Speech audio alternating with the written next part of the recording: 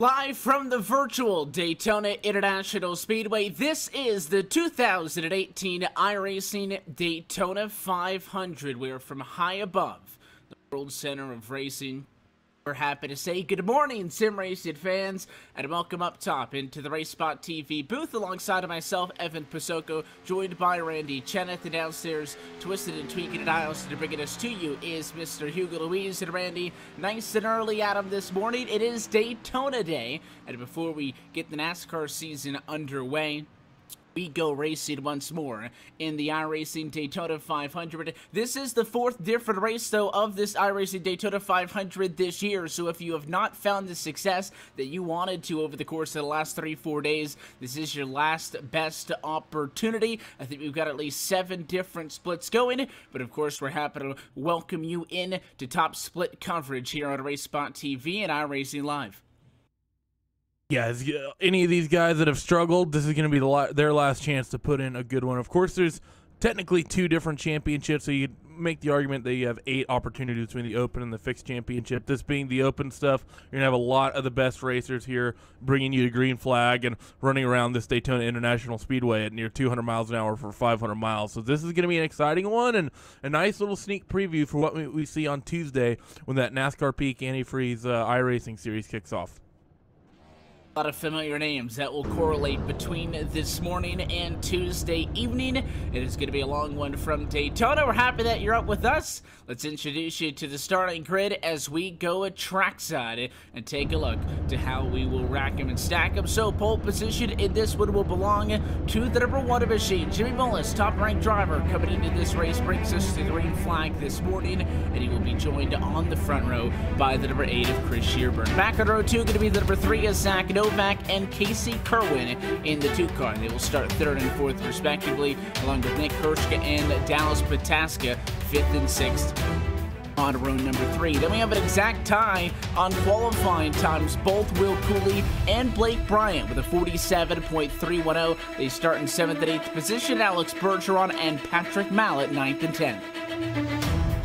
11th spot, you have Brandon Coppinger with Sam Harris in 12th, Robbie Roy in 13th, Nigel DeYoung in 14th, Corey Brown 15th, Joe Thompson 16th, Glenn Murphy Jr. in 17th, Graham Bolin 18th, 19th, you have Garrett Mashburn with Manuel Sanchez running out the top 20. You on to the middle of the pack where things are going to be rough right from the get-go. 21st belongs to Mike Bruno, Everett Lane, same row, rolling off in 22nd. Then you'll have Brian Rant in 23rd position, Dustin Johnson 24th, and the final 2 drivers to take times in qualifying. 25th for Marcus Lindsay and Tony Rupasard in 26th position. So first provisional start from 27th.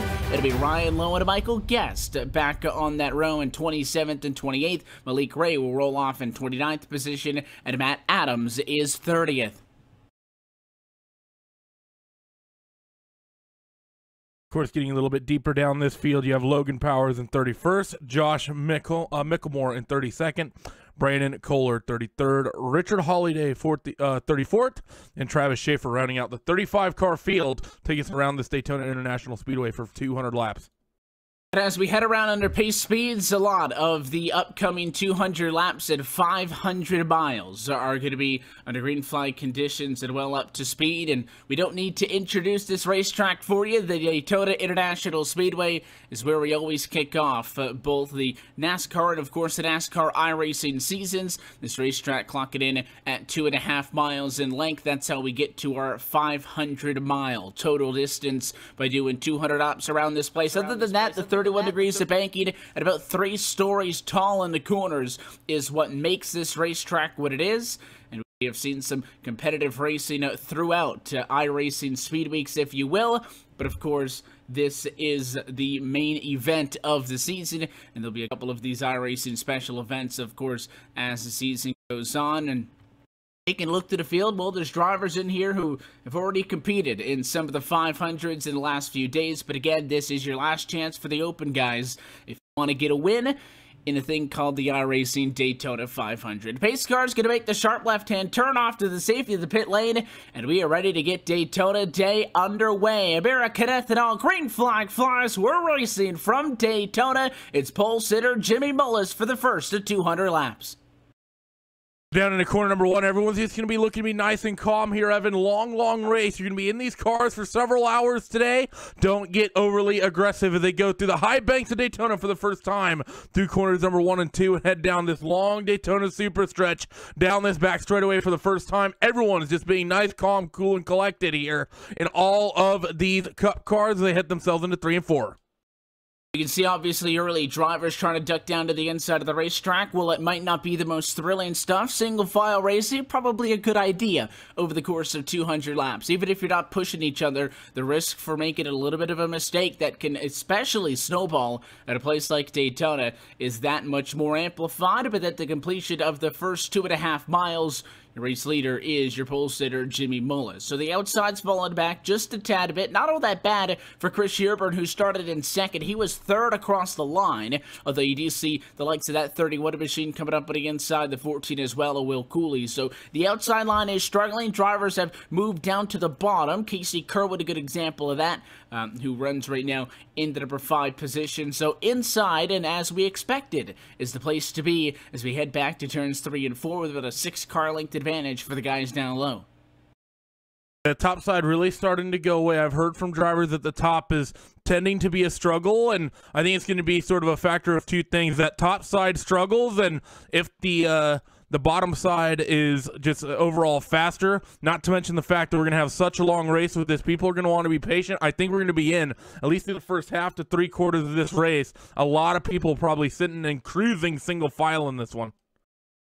It's exactly what you would want to see, and again, these drivers are very experienced on the surface, especially when running in the top split of this 500. And of course, we've seen 3 of them already to this point. Michael Guest, along with Pierre Vernet and Michael Guest, have won the 3 Open Daytona 500 top splits so far to this point. So Michael Guest has gotten 2 of them up until this point. Yes, he is competing in this one. He runs right back in 26th position as of now. But you've got plenty of time again to get up there. We're working lap 4 of 200 from Daytona, but qualifying in a good position most definitely helps you out. Now you're really seeing why starting up on the outside is struggling, because look at the 8 car. Well, I said he was about 3 spots back, and then 5 spots back. He's still the lead car on the outside of the racetrack, Randy, but that means he has fallen from 2nd to right now about 17th position, and nobody on the inside is going to give him a spot in line, so expect that to go down even more. Yeah, he's really struggling up there, isn't he, as he continues to fall down the order, and I think he's going to go basically all the way to the back of the field, because I do not see very many openings. Basically, all 35 cars got themselves single file, and now it's just the 8 car, the lone wolf, up there alongside the top of the racetrack, and absolutely no drafting help. He's going to have to 100% go to all the way down to the back of the field.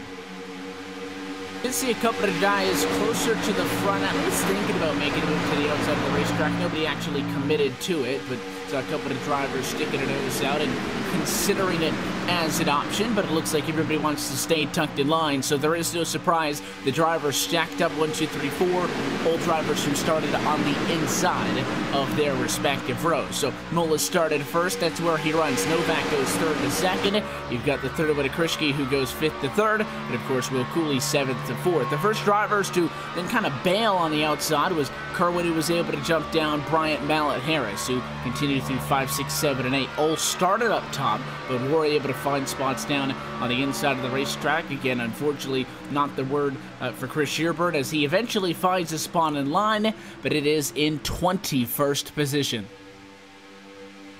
That's, you're not going to like starting off your day like this, are you? Dropping 19 spots in the opening 6 laps of the iRacing Daytona 500 as he now gets himself in line and going to have to try to figure somehow, some way to get himself back up near the front. Everyone else has pretty much gotten themselves in line around where they started. There's a handful of pickuppers, +2, +3 spots all the way up and down the field, but he's really the only big loser or gainer we have in this race. Dallas Pasaka, he's another one though, -12. He dropped down from 6th all the way down to 18th, but beyond that, everyone currently sits pretty much where they started, and it's going to be nice and hanging out as we have now a little bit of a 3-car train in the back trying to get that top side sorted out. Maybe we can see them push and try to get strong up front. And that's just behind the 8 cars, the 9 car right there, first driver up in line, that's Michael Guest, who's won 2 of these iRacing Daytona 500s already this year alone, working with the 11 Malik Ray, and the 4 cars thinking about it, although Ryan Lowe really not willing to commit. They've got cars, 3 of them's not bad, they're just not making any progress, and you're already sitting 2.5 seconds off of the race leaders. You really don't want to give up anything additional, as the 21 Rashida Garrett Mashburn pulls out a line. He hits pit road, only driver down there at lap number 8. Yeah, I'm not sure what this is as he comes down to the end of lap number 7. I think it's going to be likely a full stop for him as he pulls down into the box, and it's going to be really weird. Not the sort of timing you'd expect someone to see them come down pit road, and he rolls out with fuel only. So an interesting strategy call here by the 21.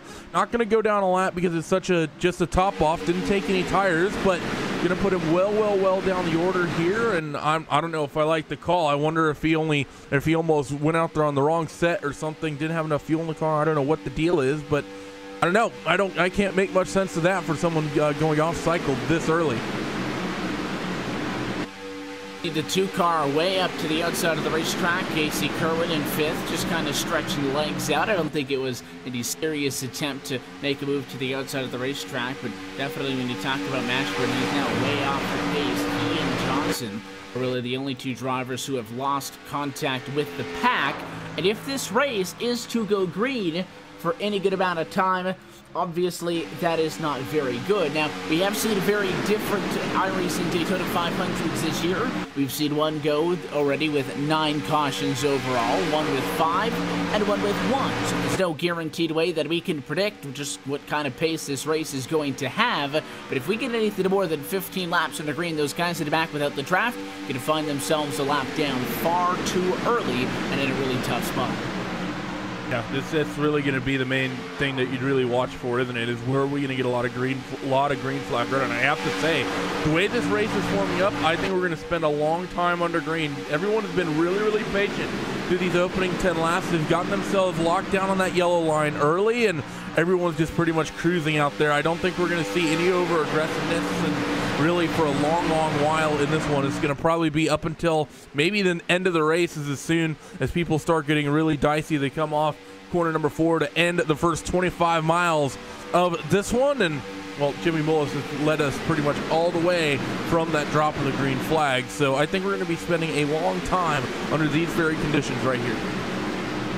That's what you kind of want to see, and it's difficult, especially for, obviously, the teammates in the field. A lot of the guys that run in the NASCAR Piquet for iRacing series, if they've got teammates, affiliates, buddies in this race specifically, or just anybody. You got a teammate, it's hard to get to them unless you qualify right in and around each other. We did see a good amount of drivers not take time in qualified, which is why everybody on the grid, about 27th on the back, ended up taking provisionals. That is a strategy, obviously, to just hang out in the back, stay away from where you would expect the pack racing to be up in the front of the field. And of course, it's a little bit easier to find your friends. But when it comes to pit stops, if your teammates aren't around you, you're going to have to figure out what strategy call everybody else is on. And obviously, green flag pit stops at Daytona, one of the more difficult exchanges these guys will be dealing with on this year in the NASCAR iRacing series. Yeah, that's really the big thing. Also, just keeping an eye on that 21 car of Garrett Mashburn. We saw him come down pit road really early. He's now getting put a lap down. Pretty much the lone car you see sort of up on that 3rd lane. There's another sort of quartet of drivers in the middle, a little deeper on down the field. But with the exception of that, still the only drivers up near that top side of the racetrack. Going to be 3 wide for a moment as you have that group of cars in the middle. And, of course, him solo up along the top. But you see he's just falling like a rock as everyone cycles their way through here, through the tri-oval for lap number 12. And, well, that's not exactly how you want to start your race, is it? Go with this strategy call to get fuel early for whatever reason and end up in that lap down and hoping for a caution to get yourself the lucky dog and get yourself back on the lead lap before you go down another lap. It's going to be very difficult to get that lap back strictly because Dustin L. Johnson in the 18 is very quickly going to become that first car 1 lap down. Now, obviously, we saw Mashburn start with the pack, come down pit road. That's how he lost contact. We haven't seen anything like that out of Dustin L. Johnson in the number 18 machine. However, he did lose touch with the pack and he has since fallen 26 seconds off pace, or about half a lap behind these drivers. They just come out of the triangle now as he gets set to set it off into turn number 3. But you're talking about a significant speed difference of about 9 to 8 miles an hour all the way around this Daytona International Speedway. So once he goes a lap down, running in 34th position, Mashburn then finds himself as the second car 1 lap down and no longer in a lucky dog position if we were to see a yellow. And not that I think that's the final nail in the coffin there. A lot can happen over the course of the race, but that is definitely not how you want to start 500 miles off. And for whatever reason, if it was some sort of an issue that brought Mashburn down pit road, or if he was trying to predict when we would get a yellow, I'm not sure. But it is a tough blow for him because he's the first driver 1 lap down, as you noted, in the opening 15 laps here for Daytona.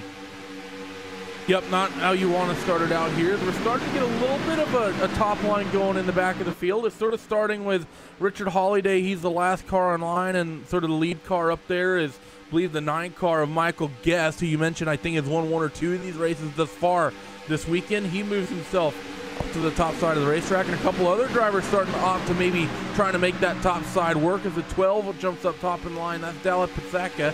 He's going to try to make something work as well. They're not making much headway very far forward, but good to see people trying to get racy, and I think moving their way forward as opposed to just keeping themselves single file here as they're nearing the end of the first 20 laps of this. And that's how you have to kind of attack these very long races. You figure you have to go 500 miles in 200 laps.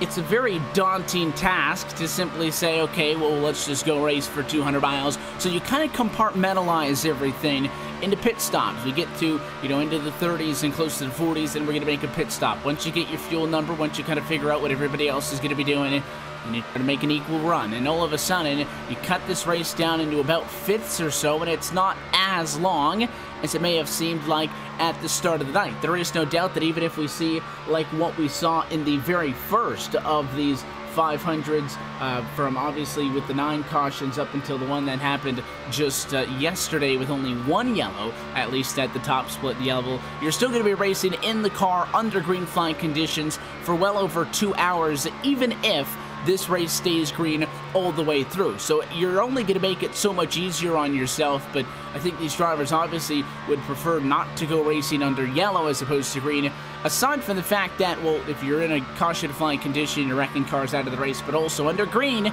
well, you can play those and implement, I guess I should say, those strategies much more effectively. It's those yellows that get in the middle of those fuel runs and chop everything up, and that's when things get crazy, when you kind of throw that strategy out the window and just fly by the seat of your pants. I'm sure we'll see that later on in this race regardless, but at this point, you want things to be as in control as you possibly can.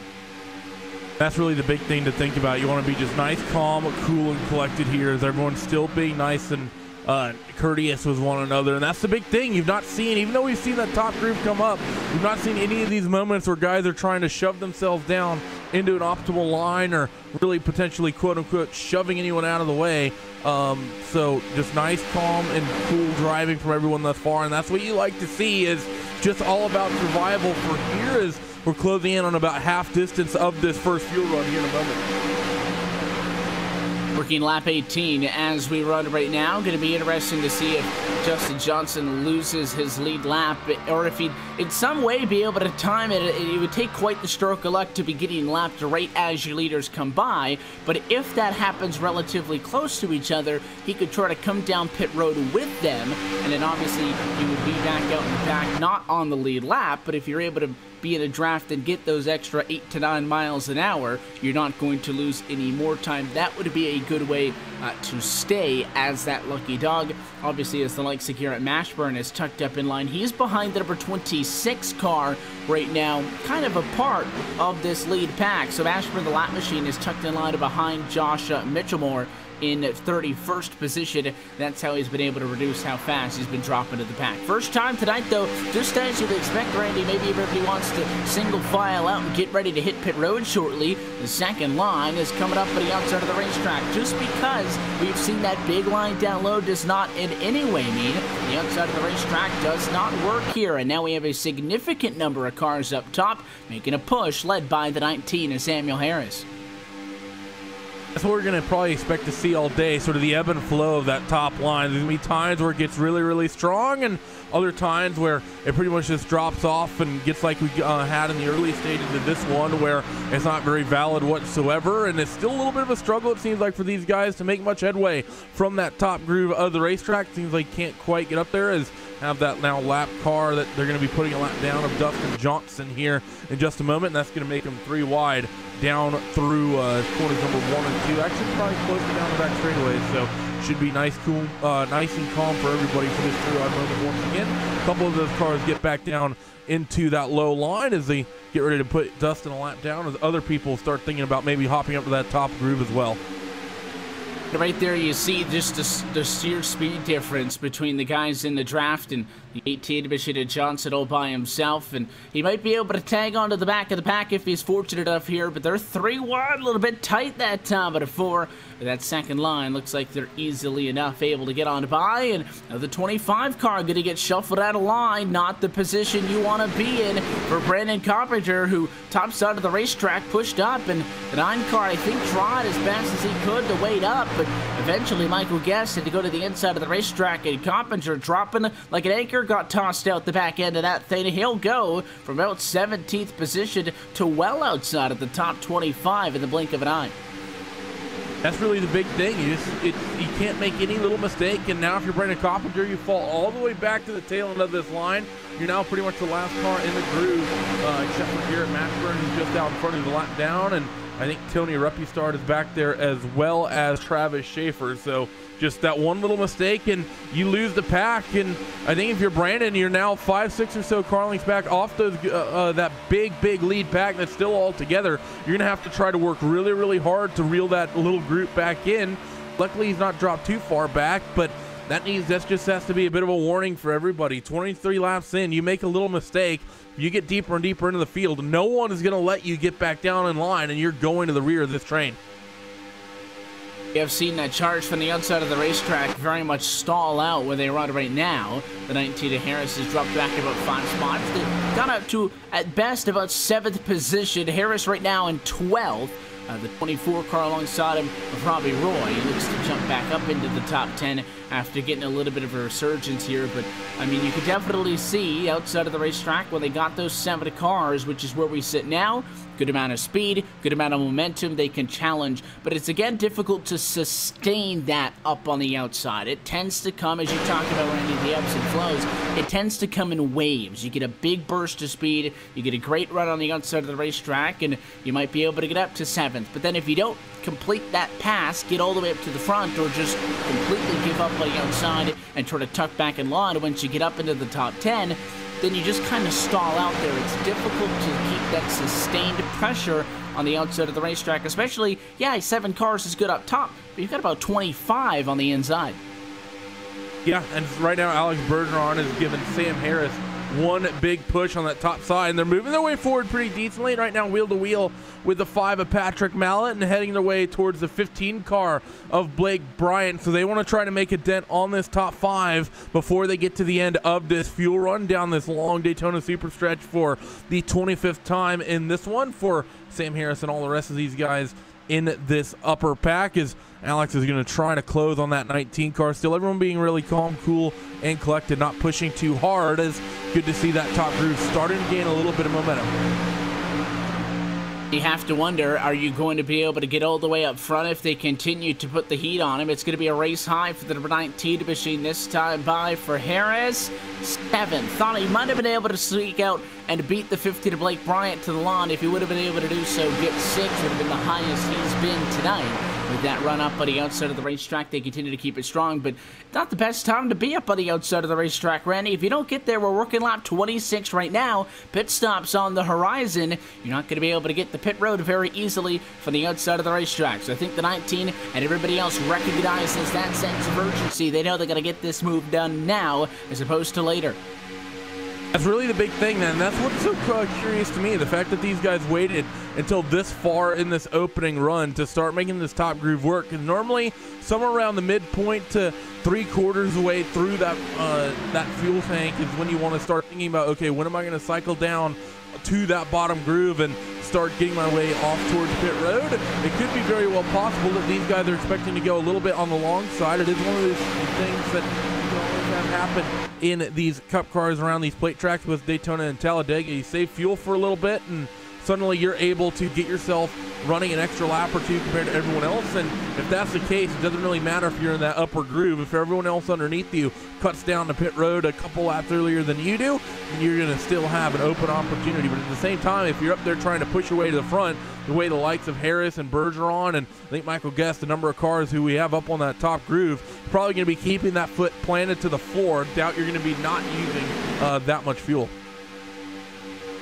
28 laps in, it has been Jimmy Mullis first across the start-finish line each and every time, as we still work caution-free in the iRacing Daytona 500. Rookie lap number 28 of 200, Mullis, Novak, Krischke, Cooley, Kerwin, 1, 2, 3, 4, and 5. Of course, watching the lane up on the outside of the racetrack. This is not a group of guys that had been up top all race, by the way. You got the 16 of Alex Bergeron, who's somebody who started on the safe confines of the inside row of the racetrack. You've got more drivers tucked up top, the 17 of Graham Boland, of course, the 29 car as well of Richard Holliday. He's somebody who's really used this outside to his advantage after starting in 34th position, using the outside to move on up. And right there you saw the 16 of Alex Bergeron actually decide to go back down in line, so that outside has kind of fallen apart in the last couple of laps. You see the 19 sliding way back now once they lose that momentum, and that might have been one of the last best opportunities. They got a great run 1 to 2 laps ago, and now they're back where they were 5 laps ago outside of the top 10, and again trying to find something a little bit extra to finish this thing off. There is a big gap though between the 15 and the 5. I think it's going to be a little bit too far ahead for the 19 to tuck in line. But when I saw Bergeron kind of give up on that outside, he was in a great position, second in that line. He wanted to get down to the inside. That tells me he's concerned about getting on pit road in and out. Yeah, it's just seems to be like that top side can't really get anything going. They aren't getting enough drivers up there to try to push, and that's shouldn't become as too much of a surprise this early in a 500-mile race. Especially we're just 1/3 or closing in on 1/3 of half distance. So these guys just nice, calm, cool, and collected. 22 minutes into this thing is just getting close to the end of this fuel run. They're about 3/4 of the way through this thing. Is down to the bottom of the racetrack for everybody. A little bit of a hiccup down in the back. They see him fanning out 3 wide. I think someone got a little bit loose coming off of 3 and 4. That may have been our lap car of Garrett Mashburn in the 21. I saw get that little bit of an issue back there, but looks like everything's pretty much fanning out normally, as everyone is, as you're right, Evan, I think just trying to start looking for openings to get down to the bottom so that people can hit pit road. Those 3 cars, the 19, the 7, and the 29, are the only ones still sticking together. The 7 and Angel DeYoung's fallen back a little bit, and he's kind of just hanging on alongside the 60 to Bergeron just by side draft alone. Didn't really have any help out of the front to the back end, and that's about it for the drivers up on the outside of the racetrack. It's, a group that got some decent momentum going, but I just feel like not the right time to get it done. And now you see on the inside of the racetrack, more drivers tucking back in line. As we're in lap number 32 from Daytona, you have to ask yourself, if you're the 19 car, what do? Samuel Harris, race high P5. So they are making a last stand here up on the outside, but I just don't see them having enough time to properly set this up. Once you start to rush yourself at Daytona, especially at a race this long, we've been preaching, take it easy, take it slow, and work through these 200 laps. You never want to put yourself in a stressful position early like this, boxed out from the rest of the field. Yeah, that's really the big thing. You don't want to have anything or anyone be pushing you too much just right here, right now, and you don't want to be feeling pressured trying to get down to that bottom side of the racetrack as they work themselves to the tri-oval for the 32nd time, beginning lap number 33 in this one. Still have those few cars up along the top, the 19 and the 29 and the 17, just holding strong here on the outside, but as we all know, these guys are going to be having to drop down to the bottom here relatively shortly in order for them to be able to get down there, and well, get down towards pit road, because we're starting to get to the end of this fuel run here in just a few moments. Is working lap number 33. I think usually the number we can come to expect is about 45 to 50 if memory serves right.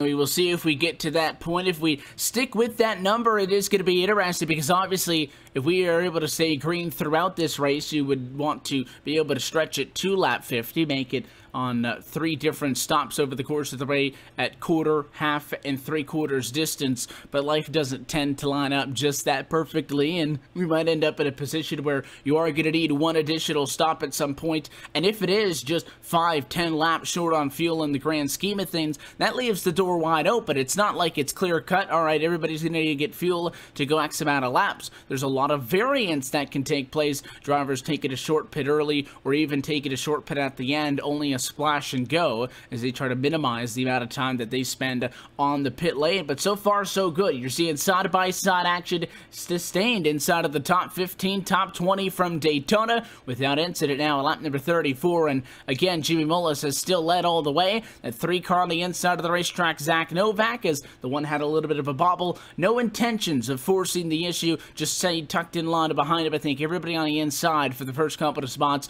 pretty happy with where they are, with no reason to jeopardize that position to maybe try to make a play to the outside. I think everybody's comfortable at the moment.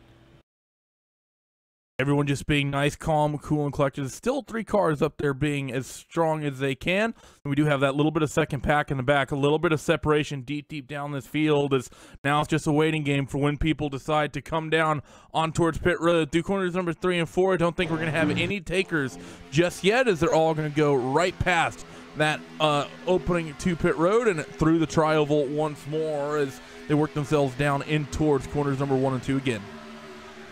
And there is going to be some variance. It's not impossible, but I wouldn't expect all of the 32 cars who run on the lead lap at the moment, and within 3.4 seconds of each other, mind you. So this is still very much one lead pack. We really haven't seen a group of 5 or 6 fall out the back end much at all. There is a little bit of a distance between 27th Pataska and 28th Marcus Lindsay.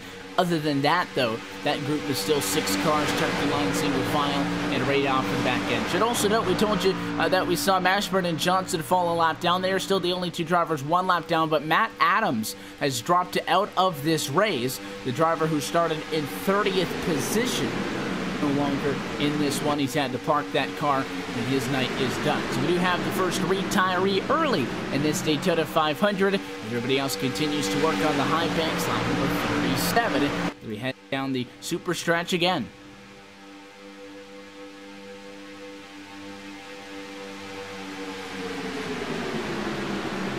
You also see with the 19 of Samuel Harris, topside 17 machine of Graham Bolin, and the 29 car of Richard Holiday. They are really the only driver still up on the outside of the racetrack. Take a look at the pit lane again this time. And no tankers inside of the lead pack. Those guys, again, not that they can't get down to the pit lane from where they sit, but it would involve coming across the lane of traffic. It would take a lot of coordination for the folks around them.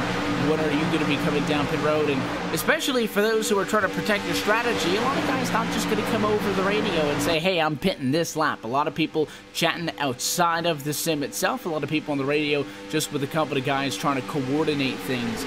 I would argue that at Daytona, aside from, the first 5 to 10 laps off of a restart, green flag pit stops is one of the most treacherous times, as the 17 sees his opportunity and takes it. Bolin drops outside to the bottom, and that's a nice move. He ends up going 18th to 8th, using the outside, and he has found the spot in line, I think, just in a nick of time. But green flag pit stops at Daytona is so difficult. You're talking about guys coming off in turn number 4, close to 200 miles an hour. And of course, you got to slow that thing down to pit road speed, which is 60 miles an hour. But that's not even the most difficult part. You put one car out there, you could probably get yourself down to 60 miles an hour without incident more times than not.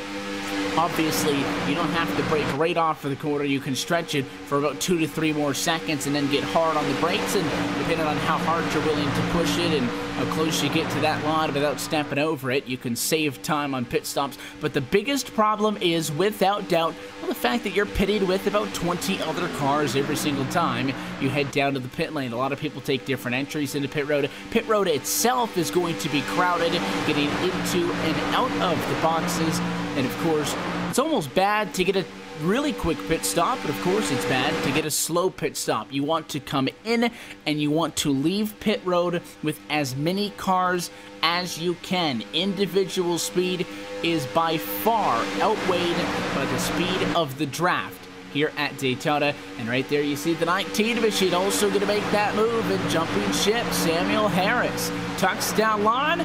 We've got drivers headed to pit lane. The number 31 car is coming down. He may be the only one in. No, 2 cars down. Nick Krischke and Corey Brown. 31 spins it onto the pit lane. He's going to hang on to it, but 2 cars come down. They're not going to have a lot of speed as they leave together, but pit stops finally in the works from Daytona. Those first cars came in at lap 40. Working at turn number 2. So they are obviously going to try to leave pit road together. We saw the near spin from Krischke, who I think is an interesting call, was running inside of the top 5. Fortunately for him, he's going to find himself towards the back. Does this mean that the floodgates are open, though? Everybody's going to be single file this time at a quarter number 4. Drivers come down to the pit lane, at least for the drivers up at the front. They say no, we are not ready to commit to coming down pit lane for service. So we still wait for the big flood of drivers to come down pit road. Did see groups at the back, obviously. Logan Powers, Malik Ray, Michael Guest. You've also got Brian Wayant, Everett Lane, Mike Bruno coming down pit road. That might have been that group that was about 7/10 off at the very back, but I think that this lead group is going to come in at some point here. They do it all at once.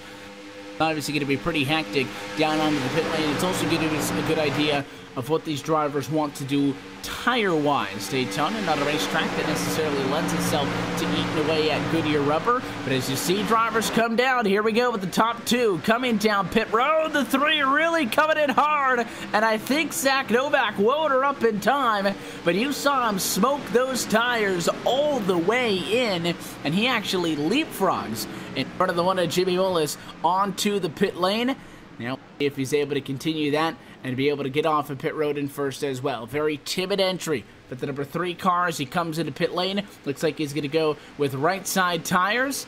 And all is going to be for 4 tires for Zach Novak, so he wants 4 fresh ones. It'll be fuel for him and out. And it looks like for the 3 car is Zach Novak, he will be first driver out of pit road. Now the 14 is going to be able to leapfrog in front of him. Will Cooley going to be the first driver in and out. He did start a little bit deeper back with the pit stall after qualifying in 7th. However, for him, all works out relatively well. He was able to win that race off of pit road. There was a spinner towards the back of the pack there. When we came down pit road, a couple of drivers didn't line themselves quite up, and that goes back into what we were talking about with folks not being able to get in and out of pit lane. It was Marcus Lindsay who just completely missed the brakes, came in way too hot, and the 7, unfortunately, was up against the inside of the racetrack. He got tagged, and so did the 20 car. Well, who got a piece of that? That was, of course, the 20 machine, or the 28 machine, who got split around. Nothing you could really do to avoid that one. So, Marcus Lindsay, I talked about how you don't have to get right on the brakes. You can push it a little bit extra. That's what you call pushing it far too much. Racetrack got blocked. Looked like the 27 and the 18 machine as well had to come to a stop. So that is what you call a missed entry for Marcus Lindsay. And that might end his night because he's been in the box for a good little bit now trying to get it fixed.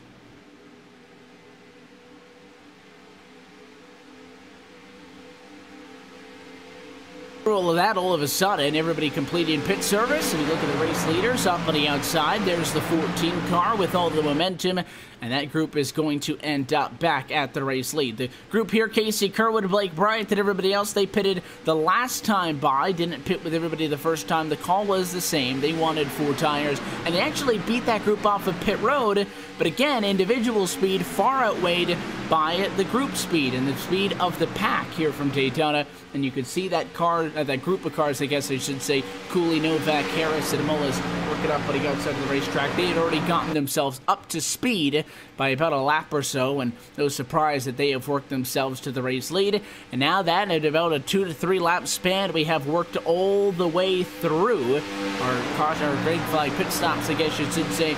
Now you have to kind of assess the damage. We came down pit road with essentially every single car on the lead lap working in the lead pack. Now, well, it looks like we have a little bit of a top 6 breakaway or so.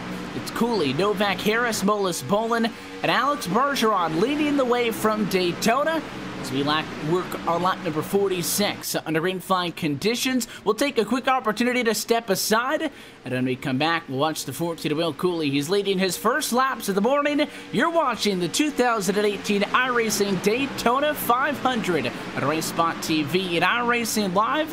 We'll be back to Daytona Beach in just a moment.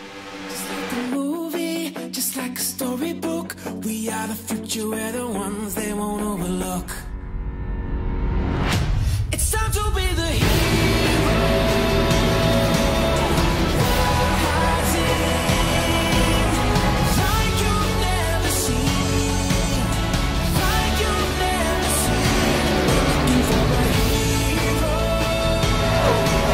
Shining,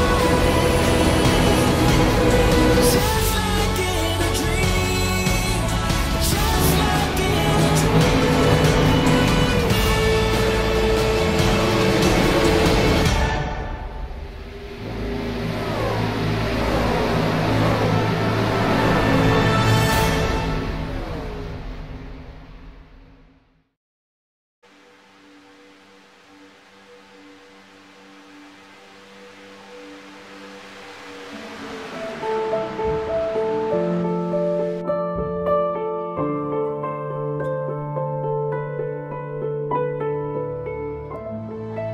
When I sat in the car, you always wonder, what's it going to feel like? You know, it was my first time driving a mid-engine GT car. You know, my thoughts were, wow, this is really good for our first time in a car. I was really surprised by you're sitting low, you got the A-pillars at steep angles, the windshield's at steep angles, you can see the fender flares.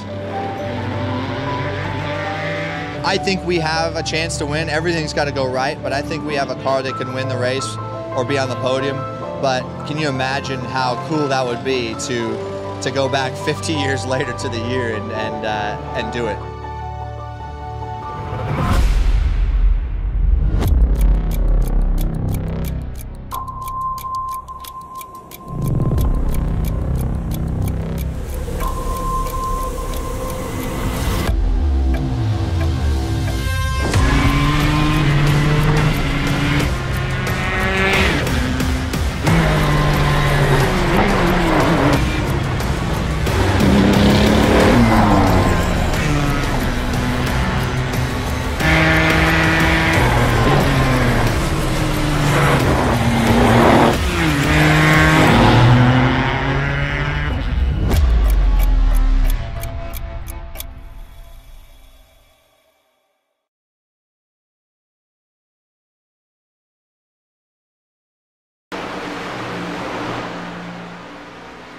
Back live from the Daytona International Speedway, still working under green flag conditions. Here from Daytona Beach, race leader Will Cooley up in front. It had been up until the caution, or the green flag pit stop, should be Willis, I should say, had led every lap up until that point, and he did get in and out of pit road easily, but it was a 14 to Will Cooley, just better off. At the end of the pit lane, and it's something that we always talk about, Randy. Deeper into the pit road you start, the worse it off is for you. Obviously, you want to start first and second to get those first few pit stalls. That's good for a race off of pit road under yellow. If it came off of pit road under caution flag conditions, well, it would be Jimmy Mullis leading this race. But the 14, a couple of pit stalls back, was already at pit road exit speed at 60 miles an hour with able-ster kind of burning rubber and getting out. He was able to pull up along the outside, and I think, again, with another long run-in and green flag pit stop still due up before we even get halfway, should be in a comfortable position to get a good amount of laps led here on this run now.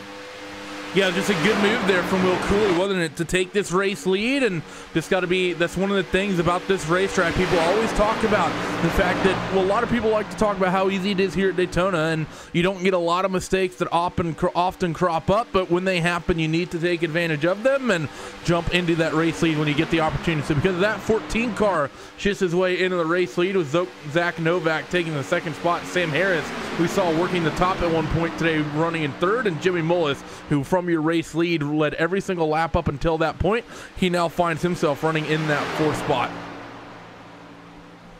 It was still, again, not a terrible position. I mentioned on that first run that I thought that, you know, even for the likes of the guys tucked in line behind him, the Casey Collins of the world, the Zach Novaks, that they weren't necessarily going to jump on a first run to the outside of the racetrack at lap number 30 of 200, because being inside of the top 5, but nonetheless just the top 10 on the inside of the racetrack early is a pretty good position. I don't know if Mullis buys into that at the moment. I think he wants to get back up front and lead the most laps once more, as he was sticking a nose to the outside of the racetrack and getting some fresh and clean air with the nose of that Toyota Camry. But for everybody else, again, no real hurry to get on by him. So I think in this case, as Will Cooley has now assumed the number 1 position, I don't see Zach Novak just going to the outside of the racetrack and try to make a move. He at 19 plotting against the 14, because, you know, you go to the outside, well, we saw somebody drop back over 20 positions by being up at the outside at the very start of the race. We've seen that outside line have some success. Some drivers have definitely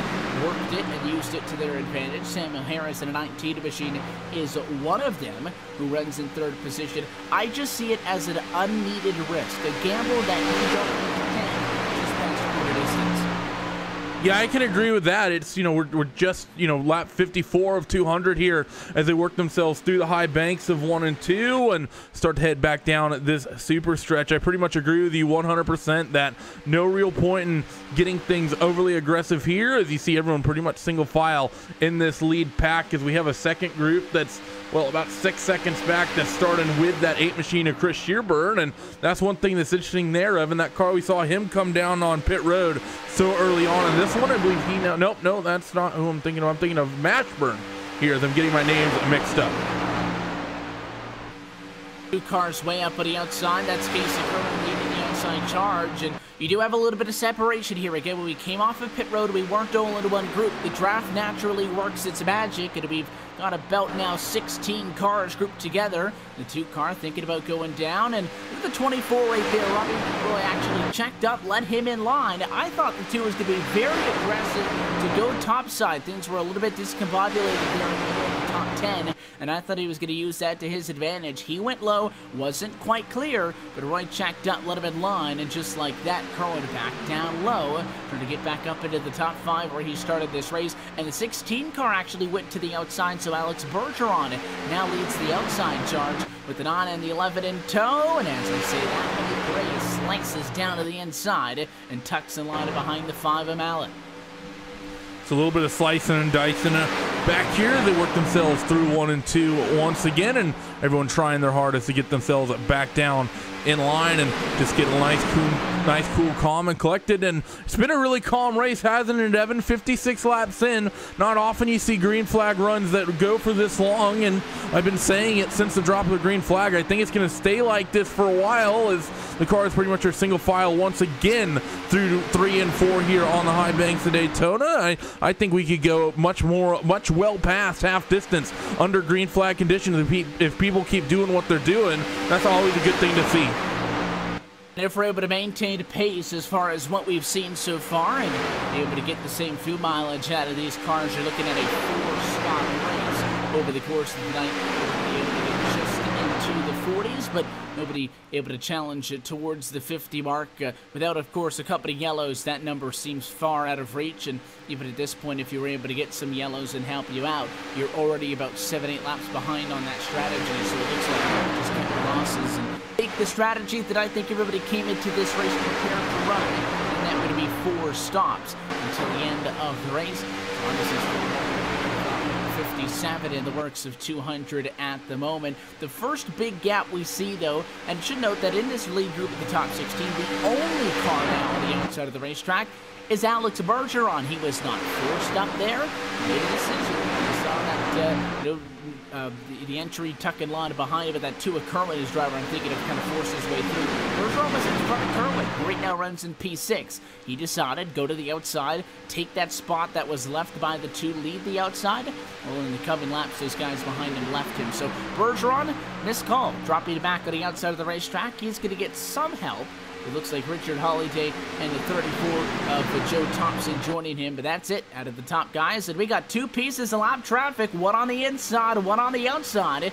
With the 28 and the 27, we might end up 4 wide. Not a good place to be in. It looks like the 4 car can't get by. The 27 not being helpful. We're not going to give those guys any room to get on by. The 4 machine of Ryan Lowe has to check up and allow Brendan Kohler to force his way into the middle of the lead pack.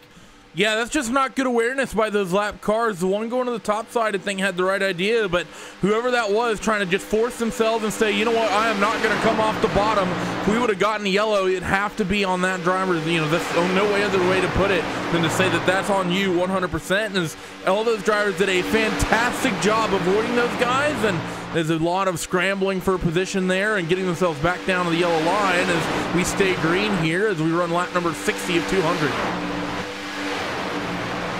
That little bit of gets your heart rate going a little bit for the guys up front. And for Kohler, I think it was a little bit of, I think he kind of meant to stay on the inside. Again, we talk about guys trying to blend in with the pack. He is the first driver 1 lap down.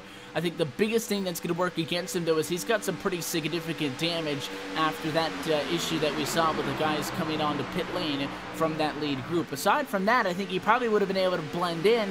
I think the damage, though, is just hurting him too much. And again, if this race stays green, unless you're willing to give up a handful of laps to actually get that car fixed, it is going to be a painful time out on track. Just because you're about, and he's working right now with the 28, Kohler's about 5 miles an hour off pace in the draft at worst. The 28 helps him out.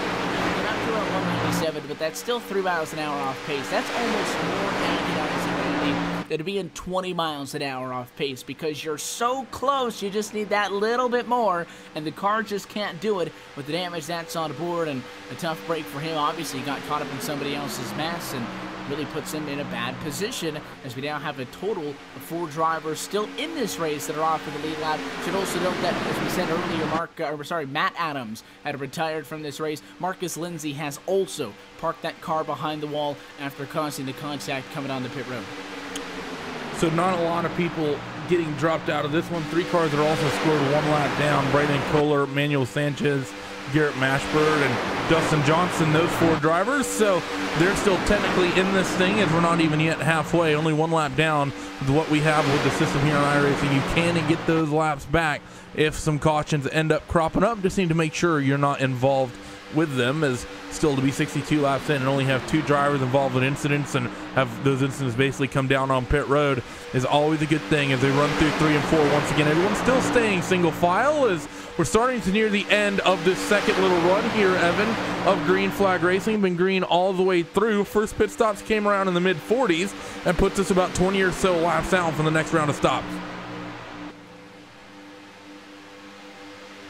I'm just looking back for this second pack because it's really a big difference now. Again, off of pit road, 6/10 to a group and then a second or 2 here. But this lead pack that we're starting to see some more side-by-side out of, and they've got about 20 laps before they have to worry about coming back down to the pit lane. So I think this one is a little legitimate charge. But the difference between 16th and 17th is nearly 6.2 seconds between Joe Thompson and Chris Sherburne. That is a big difference. And I guess, in theory, if you can lose 6 seconds on the cycle of pit stops, you could gain those 6 seconds back, but it is going to be very difficult to do so for that single file pack that runs a little bit deeper on through the field. You see that 1 car going up to the outside? Jimmy Mullis now wants to go up top. The 19 is thinking about it. The 1 going up does not surprise me at all. He's been looking top 5, almost top 5 for the first time tonight. Some people get into some of these full-length races, Evan, and they might only get 1 opportunity to win the one, whether it be the iRacing Daytona 500 like it is today, or one of the endurance races that we have on the World Tour over the course of the season, or maybe it's the iRacing Indy 500. Some people will only get 1 opportunity to win one of those big races. So for him to make it 3 this week, he'd love to make it 4 in a row in this big broadcasted race. And for that number 9, Michael Guest, he's had a lot of momentum on RaceSpot in the last handful of months. Been seeing him in, of course, his Red Bull Global Rallycross cars, and seeing him in the dirt side as well in the likes of the super late model. I don't think we've seen him in that wing sprint car though, but Michael's turned into one of the more strong drivers. Also saw him in that Joe Gibbs off-season action series as well. Been one of the strongest drivers on the sim the last 30 to 60 days, especially on the oval side, and he's going to be, I think, a force to be reckoned with this season once we get to that NASCAR Peak antifreeze iRacing series here in just a couple days time. And that's the best way to obviously stay up with it and don't get rusty at all over the course of an off season, is to race it as many different things as you can. And obviously with the strength of field with everybody in this, the top split race speedway up there, you're definitely challenging yourself, as Guess has been able to work to the inside. And again, I think he buys into the logic that if I'm fourth on the inside of the racetrack, I'm in a good spot. Jimmy Mullis wants to lead this race. We have yet to see a pass for the race lead, aside from when we came down pit road. Of course, we saw the race lead get exchanged a couple of times there, but under green flag in regular racing conditions, it had been on that first stint old Jimmy Mullis. And since the pit stops, all Will Cooley, but the one car is put up a formidable challenge. The push coming from the two of Casey Kerwin. The 29 of Richard Holiday was the first driver to step out of line way back in 16th. To go to the outside of the racetrack to get this outside line going. He's right there in third, and the one car will get it. Race change. It is Jimmy Mullis outside of the racetrack, but he was able to go up there and do exactly what he wanted. Had no loyalties, you know, to the two of Casey Kerwin, who he just kind of left. Oftentimes you'll see if somebody's really working with somebody, they'll stay up top, not tuck right down and try to bring their person with them or whatever. But for the one mission to do Willis, he got done what he needed to do, and that was tuck down line to the inside, get on that double yellow line, and just like that, he found himself back into the race lead from Daytona International Speedway. So the two car at Kerwin, 29 to Bishop Holiday, 2 versus 3 cars at the outside is not a huge difference. The 29 just can't get to that 2 machine, and well, as we've seen Mullis go to the race lead, the outside has now fallen apart. Leaves the room for somebody new to jump into this. The 19 of Samuel Harris is testing the waters. He looks up to the outside of the racetrack to see if he could get anybody to climb. It looked like that 9 of Michael Guest was going to go up and follow him, but wanted to see if that's going to stick, and 19 continues to think about it. The 9 says, let's go. He keeps sticking his nose out to the right-hand side, so Michael Guest wants to get going and go to the outside of the racetrack, and 19 for the time being is going to decide to stay tucked in line, so Harris will maintain 4th position on track. Unchallenged race lead up front. Right when that one car got to the race lead, he had a small window of opportunity to try to make a move and get right back around him for the 14. Mullis made the move, and the 14 could gone to the outside of the racetrack and maybe tried to use the push from the 2 to get right back around the 1. It wouldn't have been a terrible idea because you're taking a car away from the 1. Essentially, Mullis would have come back to the 3. The 14 would have got a push, and we could have put up a pretty honest fight. But again, I just don't see the 14, his mentality, being that way. Second position at lap number 71 is a perfectly competitive position. Now, we're talking about lap 170. 14 machine's probably going to make that move, because at that point we should be done with pit stops, and you're talking about positioning yourself to be in the best position to challenge for the race win. But at this point, you're not funning to win the race, you're just trying to keep yourself in it. In this lead path, this makes it 16 cars strong, as now once again going single file. It's a bit of a gap now, but catch it up to lap cars. We'll see how this is a factor with Tony Reposard, Dustin Johnson, and Powers, the drivers running in 28th, 29th, and the lap car for Johnson in 32nd position. So we will then go down to a total of 27 drivers on the lead lap. 18 and the 30 got up and out of the way. The 22 machine on the inside didn't seem too inclined to get out of the way. Powers going to hold his ground on the inside of the racetrack, and again, he's very much doing that because he wants to try to blend in with this lead pack, and not inside the pack at a very minimum, just stuck in line behind them, try to obviously maintain that first car one lap down, have tried to do, I guess I should say, most with relatively minimum success. Down, and double yellow line. And we'll file this one out once more. Not all that far, though, from pit stops. All of a sudden, you get caught up in all of the side-by-side action, and as we get back one in a row, 10 laps away from pit lane opening, as we get into the 80s here from Daytona International Speedway. You expect drivers to try to come down to the pit lane what would be a second of 4 times. And again, if you're just getting up with us, still caution-free in the final of the iRacing Daytona 500s for 2018. We've already seen Michael Guest win 2 of them over the course of the week, and the other one going to Pierre Vernet. One race had 9 yellows at the top split level. The last race had only 1. No real way to predict how this race will go, but it has been a good start. And I think that, not that these guys never don't know what they're doing, but oftentimes you can get in a big race like this, and especially the last one. You go and you look at those first couple of races as your most strategic opportunity. You know, hey, if it doesn't work out, to have a backup. So you try to put down a solid strategic run. For those who, compete in a couple of these top split events, and I'm sure we'll be competing in many more of the iRacing special events outside of this Daytona 500 over the course of the year, some of the Ronin and Enduro stuff, and of course, some stuff on the ovals later on this year as well. But all that considered, this last race is, well, your last chance to fight for a win in the iRacing Daytona 500. So if you tried to play the strategy clean, you took it easy, you worked with teammates, you hit your fuel numbers, and just trying to keep the car in one piece. And who knows, maybe you got the 10th place result out of it, or you ended up at a racket at somebody else's mess. Either way, you come into this race with nothing to lose. And I think at some point, Randy, we are going to see the flip get switched. Now, on paper, wait till the final 20 laps, then let's go racing. So far, so good, but I think that the folks, if you're not into the top 10, especially if you're outside of this lead group right now, if you're 17th, you're 8.6 seconds back for the race leaders. You have to, I think, start to be panicking already, and we're not even halfway home, so that's not good. I totally agree with that. I think you have to get to a point where you start really pushing, and especially like you said, if you're not in one of that lead pack, if you're one of the top 16 cars are all separated by 1.6 seconds. That's that one big long train of cars you see on your cameras right now. We go back another 7 seconds on the racetrack. This is a decently quick group of cars that just didn't have a good run on pit road. You're talking Chris Shearburn, Brian Winnett, Mike Bruno, Glenn Murphy Jr., Brian Coppinger, Dallas Pisaka, Corey Brown. Those are the cars in this little second pack, still basically matching the same lap times as this lead group, but made some mistake somehow, some way on pit road, and because of that, they dropped in their own little bubble this little ways down the order. You basically, I think, need to hope for a caution at some point. So I think if things start getting racy, I might come from that second pack as they start trying to push each other really, really hard to reel that gap down and in. But as you see and you look at that pack, you saw those 7 cars in line, as you mentioned them.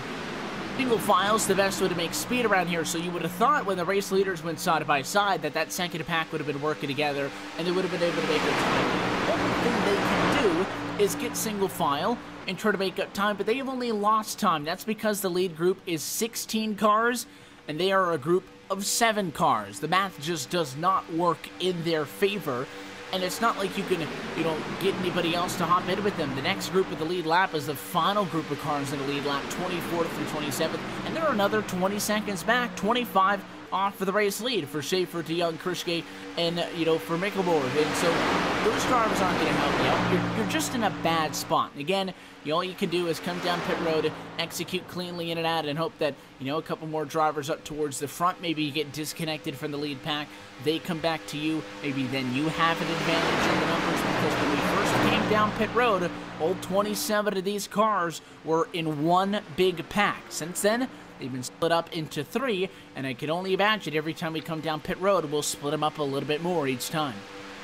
I think that's basically going to be the name of the game here today. Every single time people make trips down on towards pit road, every single one of these plate races you see, there'll always be a handful of guys that for one reason or another, maybe they didn't do enough practice getting down towards pit road, or who knows what the deal really is at the end of the day, but they just struggle getting down there, and they drop a lot of time compared to some other guys once they actually drop down there, and we're only about 5 or 6 laps out from that. A little bit of slicing and dicing here, I think, from Casey Kerwin with that black number. I think it's the number 1 car just in front of it. No, maybe the 11 or no, it's the 17 of Graham Bolin, excuse me, and a little bit of swapping of positions there, I think, for some reason, as one car darts way up to the high side of the racetrack. So a lot of swerving coming from this lead group, and people ducking out of line, maybe trying to get clean air in. Not quite sure, Evan, but I think people trying to think about make that top line work. Got one driver who ducks out, actually sort of baits the two machine of Casey Kerwin and ducks right back down in line. And now Casey's sort of just kind of stuck out there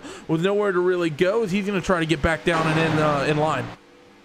When you can see the 11 continues to go up high, then on in front of him, Michael Guest as well. And Kerwin trying to get around the 17. I don't think that Graham Bolin there is as much of a willing participant in that, you know, shenanigans going on up top than everybody around him. As we've seen Kerwin be very aggressive. Started fourth. He's back in probably the lowest he's been all night, aside from maybe a rough tick on the scoring pylon because they pitted it in the first of the two groups. But, I mean, he's been very aggressive. He pushed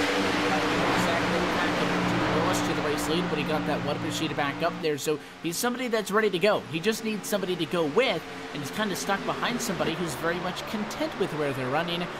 Not helping the 2 car out much. If the 9 and the 11 go, the 2 wants to be there, and the 17 now on board. Now you might have something brewing. 4 cars to the outside. If they go way up top and nothing happens, you see the 2 try to come back down. The 7's right there with him. So I think they want to get something going. They're just struggling at the moment because they're really spaced out at the moment. They're tightening things up, then make a move to the outside as that 9 gets closer to the 19 in front of him. And you want to talk about how important the draft is. Look at the 11 car, Malik Ray, all the way up, tucks up on the back of the 28 to get that little bit extra draft off of the lap car, Sanchez, who falls 2 laps down.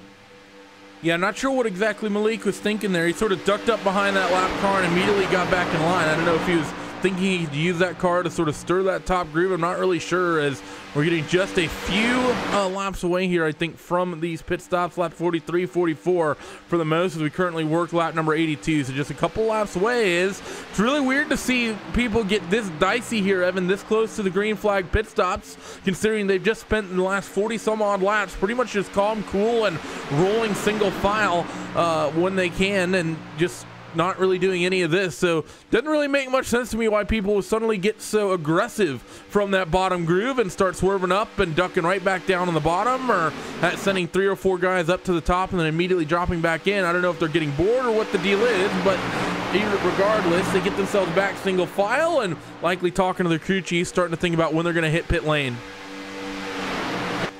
We're inside of lap number 80, of course, just to be able to make it to the end on the strategy you're looking at. You only have to be able to make it 40 laps per. You could bid at 40, 80, 120, and 160. As we mentioned earlier on, if you could stretch a little bit extra, get 4 or 5 laps here, 4 or 5 laps there, you're not going to be able to completely negate that final pit stop entirely. You're going to be able to work it down to a shorter distance. Drivers coming in. Michael Guest first off for the inside.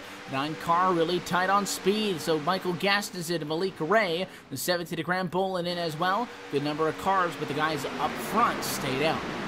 Yeah, so it's basically about, I'd say about a third of that lead group just came down on towards pit road, as the rest of that group starts to lead out there, as we still have, because of that, 4 cars out in front now have themselves a nice little breakaway. Have the 1, the 14, I believe the 31, and then, or excuse me, the 3 and the 19. Those 4 cars all got themselves. Mullis, Cooley, Novak, and Harris now have their own nice little island, and now they can pretty much choose nice and easily. Are they going to come down pit road? Here comes 3, in fact all 4. I think Will Cooley was thinking about staying out for a moment, but saw that all those drivers around him were coming on towards pit road, as well as a number of others in the background, so they're going to opt to stay out.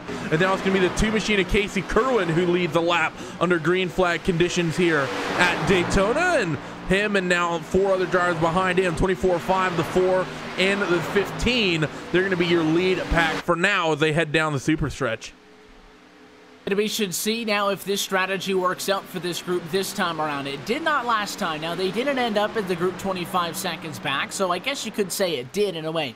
But they were able to stick out onto the racetrack together, so in theory, you're keeping your momentum up. But you need to be very quick, get it out, and they cannot afford any sort of a blunder when they leave pit road together. They will stay hooked up for the moment, and it'll still be the number 2 with Kerwin out front from Daytona. The problem is, last time when they pitted a lap later than the bulk of the field did, they got back out on the racetrack first, but they had less cars and they weren't up to speed yet. They eventually got past and that's how we saw the race lead change. So kind of hopping on the back of a group right here. These cars, 16th position, are at the very back of the lead lap at the moment. They're trying to get a little bit of speed off of them. I'm not sure this is going to work out for them, though, because these guys are having the same problem I was just describing from them. They're not completely up to speed yet. But these guys need to come down pit road sooner than later. But right there, you see Kerwin, he's checking up. This is going to hurt him. They would have been much better off to pit last time as if they caught this lap traffic. I don't think they were expecting that. Yeah, I think you're right. As you get to see that two machine lock it up and he gets it down onto pit road. Does a good job, though, as that little quartet's going to get into the box. So now let's see who's going to actually be leading this. The 4 of Ryan Lowe is currently the race leader, and I think he's the only driver we've not seen come down towards pit road for the most part. As he works, well, I think there's a couple other drivers in this group. Line of timing hasn't quite updated just yet. 14 of Will Cooley is not very far off the back of this, and he was leading this at one point and in that lead group, so he's someone to sort of keep an eye on. As you have the 4 out there who's currently leading, and the next in line for timing for me told me it was the 2 machine. 24's on pit road, so I think it might just be Ryan Lowe who we're waiting on, and he's solo coming on to pit road right now. That's not a good idea if you want to come in by yourself. Again, you might luck out, find some friends, but we'll see how it works for Ryan Lowe. He does get a lap led, though. So again, we add to the group of lap leaders. I think that might be the 5th different driver, at least, that we've seen lead a lap so far here today from Daytona. So it's good to see that number go up, courtesy of a little bit of pit strategy. So down the back straight away, the 2 of Casey Kerwin and his group has led, and they're leading this race now. Kerwin, Roy, Mallet, and Bryant. But again, they don't have the speed. This is exactly what we saw after they came down pit lane the first time. See those cars on the outside? They pitted a couple of laps before. They have speed and momentum. And on the outside of the racetrack, Michael Gass is going to blow by that group, courtesy of the 17 and the 11. Bolin and Malik Ray with a push, and now they will go to the front. Of course, Ryan Lowe still technically your race leader. He's all by himself in 1 and 2. We'll see the same thing happen here in a moment. Jimmy Mullis is trying to do the same thing on that top side, but isn't quite able to get clear of that 2 machine of Casey Kerwin, and because of that, he's going to be struggling there up on that top side. As you see those 3 cars out in front, they end up taking that race lead. So well timed by then, and fantastic job on pit road as Jimmy gets a little bit close trying to make something happen, but not quite able to do it. They work themselves through the top side of 3 and 4, and a little bit of lap traffic. People are going to have to fan up toward the top side. Let's see if we can get it clear once again. I think the 2nd or 3rd time we've seen a lap car pin themselves down to the bottom. At least this time it's just 1 car down to the bottom instead of 1 up top, 1 down low, as they work themselves through the tri-oval and off towards 1 and 2, excuse me. And looks like everyone's going to be through clean. 5 of the 1 almost gets hooked. 1 car of Jimmy Mullis. He sort of gets pushed up into the 3rd lane, and nowhere for him really to go right now. Yeah, the 1 machine's going to slide down in front of the 15 machine, so that gets sorted out. But the 16 all by himself, and the 3 doesn't want to play nice either. It looked like that 3 car jumped up Zach Novak to the outside lane, but he didn't really need to, so that the 16 couldn't tuck back in line, and maybe the Novak returns to hop in on that double yellow line. The 16 is now going the wrong direction, as Alex Bergeron is probably going to end up at the back of this single file train. So that worked out just about as we expected it to. But how about Michael Guest? Just, you know, he's been racing up here for a good amount of time now, again, without yellows. And I talked about how qualifying is important here, but it is not the end-all, do-all of plate racing. 28th to 1st and Malik Ray, 29th to 3rd without a yellow, have been able to get all the way up. And if you look a little bit further back, even Richard Holiday, 34th to 9th. So a good little bit of guys have been able to pick up time. This lead pack sits at 13 cars, so we did lose 3 in that exchange of pit stops. We were 16 before. Yeah, and that's one of the things that's always going to happen. You're always going to have people, like I said, who struggle on pit road a little bit and end up dropping down. So we still have, I believe it was 16 cars strong once we had that lead pack before we went to pit road. Now we've lost a few of those drivers. Like you said, it's dropped down to 13, and then, well, we have a nice little trio of cars of Will Cooley, Joe Thompson, and Everett F. Lane running 14th, 15th, and 16th out there on the racetrack. So that trio of drivers, and then drop 6 seconds back, you get to like the Shearburn and Wynad and Bruno, Dallas Pasaka, the rest of the field pretty much down there. But for the most part, your lead pack still very, very tight here up at the front of this thing.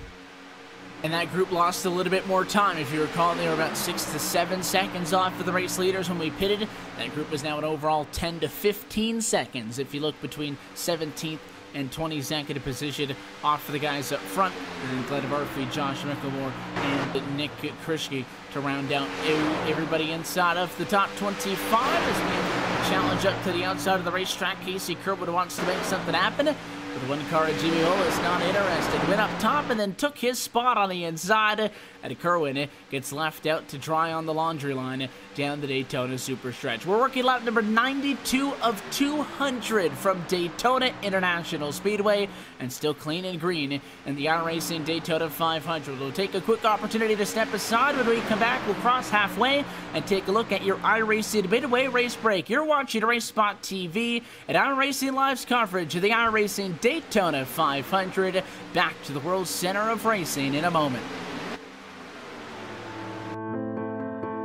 Kyle Kimball. Okay, we narrowed it down to 4. Those qualifiers were Celine Roland, Tyler Casera, John Allen, and Preston Pardis.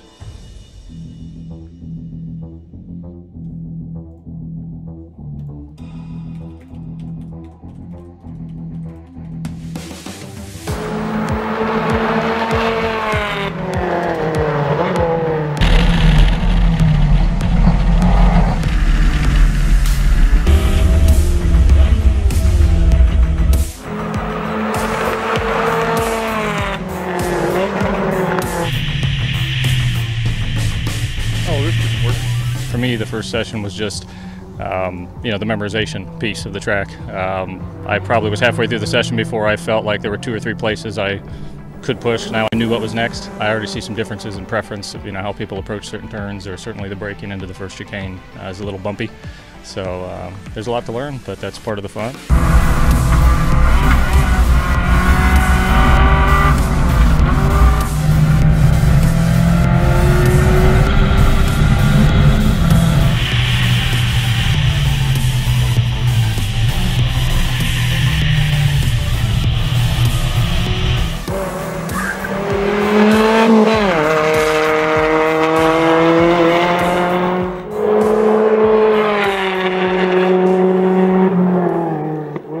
So as a judge, what we're looking for from these drivers is the opportunity that they take the information that we give them. They can then make themselves a better driver on the racetrack, and then we get to see that instantaneously the next session when we go out there. So we can see whether they can listen to us and comprehend what we're saying, put it into practice, and then see the results. I'm Jonathan Bomarito. I race the Mazda factory RT24P prototype for Mazda in the IMSA series. We've had 4 really impressive guys here today, all going for a $100,000 scholarship to run in the MX5 Cup series next year. I'm Preston Pardis. I'm from New Smyrna Beach, Florida. Actually, I've had iRacing since 2010, so I'm a 5-star gold member on the forums. Nothing like hopping on, with a few buddies and do a few sessions, but it's great when you're learning a track. There's nothing like physically driving a racetrack. You can look at video data, but nothing does justice to where you want to really place your car, and it really transfers really well. I think you need to do it nowadays. Hi, I'm Tyler Casera. I'm an at-large nominee here at the Shootout, Spec Miata racer, and won a couple championships in SCCA and NASA. iRacing is, I think, a huge tool, great tool for me to prepare for race weekends and just hone my craft and stay sharp when I'm not actually at the track. Hey, my name is Salim Rayan, 9th year Mazda racer. I currently race Spec Miata. Honestly, the first thing I thought of when I got in this car was how similar it is to iRacing. Took us one final session, but we do have a winner of the $100,000 value scholarship into the 2018 Mazda MX-5 Cup, and that winner is Celine Roland. Congratulations. It's incredible knowing that now I'm a Mazda factory driver. I work for Mazda, Classic Mazda in Orlando, Florida, and now I'm a Mazda factory driver. It's kind of my life now, even more than it was before. Just a professional race car driver. That's what everyone's dream is, and my dream has become a reality. One driver of note, John Allen, came here today mainly with an iRacing background, and it was pretty impressive actually, I must say, how he started off, that he drove 3 sessions.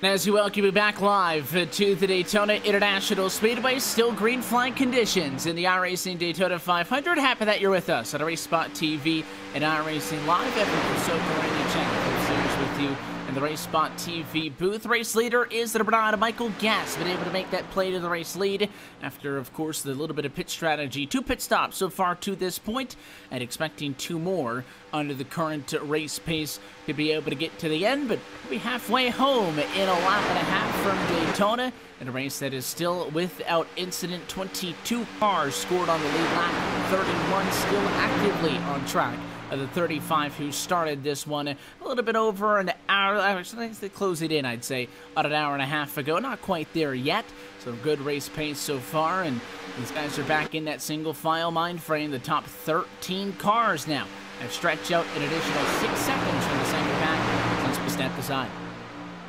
Yeah, so a handful of guys struggling just a little bit, but as they come off corner number 2 and down this long super stretch here at Daytona, they're going to be really happy because we're about to make it half distance, all under green flag racing. Hour and 15 minutes ago is when we went to green, and well, right now having the fastest opportunity to get yourself through this motor race at this situation, and I think everyone wants to sort of do that, Evan, because for at the end of the day, these guys, they don't want to spend 5-6 hours spending a lot of time under yellow. One, because they want to get to the end of this thing. Everyone woke up in the morning early. They don't want to be spending all day on this thing. And second, real race coming here is we're half distance, cross flags as they work themselves into 1 and 2.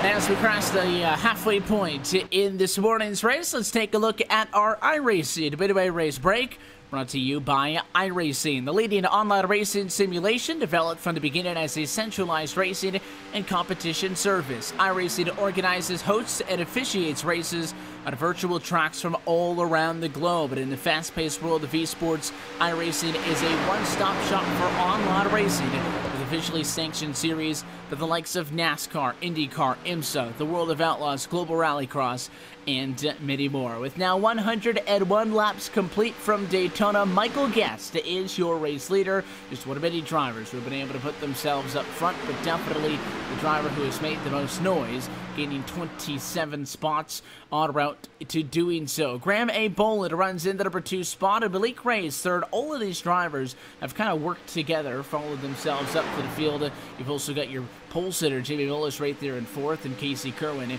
5th position. It's been a good and quiet night, I would say, for the 50 to Blake Bryan. Hasn't been making a lot of the moves to the outside. He runs comfortably in P6. Robbie Roy runs in 7th position. Patrick Mallet is in 8th, with Ryan Lowe in 9th. And again, one of your biggest movers up 24 spots for Richard Holiday to round out your top 10.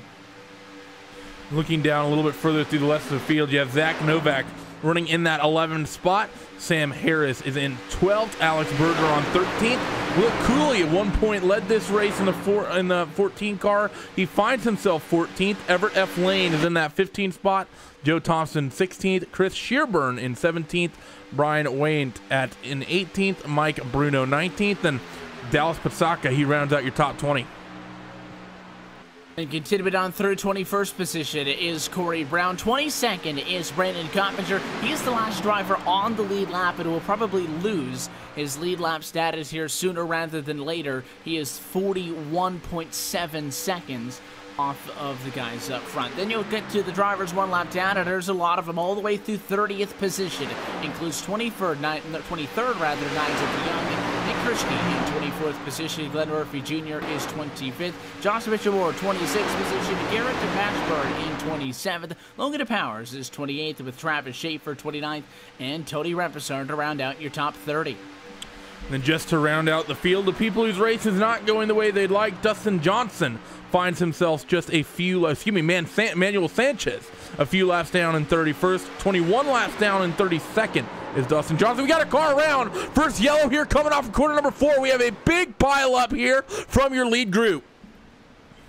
There's a lot of smoke and a lot of cars, and everybody's going to try to keep this one going, and I think relatively we're going to get away a lot better than it could have been, but a spinner at a turn number 4, and it all started in and around that number 11 car. Nowhere to go. As Malik Ray, I think, was the first driver to go around. We'll get a second look in a moment. He was running in 3rd, and Jimmy Mullis in 4th. The 11 moved up the hill a little bit, came back down across the nose of the 1, and that's a little bit of a gutsy move by the one car in Mullis to not lift at this point in the race, but he made the 11 to pay for it, and Malik Ray goes for a ride at about 5-6 cars total, gets some damage, a lot of them able to go through the front straightaway grass and hang on to it, but that could have been a lot worse.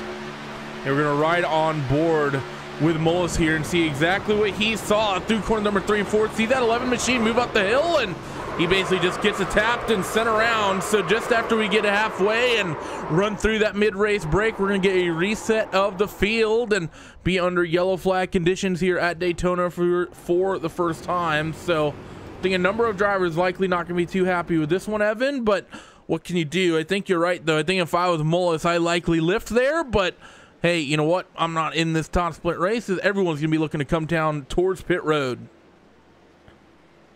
Drivers headed down pit road, and this is interesting because we've got 95 laps to the end of this race. I think we are just going to be on the outside of a fuel window to be able to make it to the end of this race. Wouldn't be surprised if people are saving and or we see people come in and top off. It is going to be a two-tire call, two-tire call, left sides only for the 9-car Michael Guest. Your race leader again had to stop way early onto pit road, and pit stall number 28, courtesy of where he started, but it'll be easily off of pit road. The lead for him on that two-tire call. Looks like only he and the 17 to Boland go for 2 tires. Most everybody else, I would expect that call to have been 4.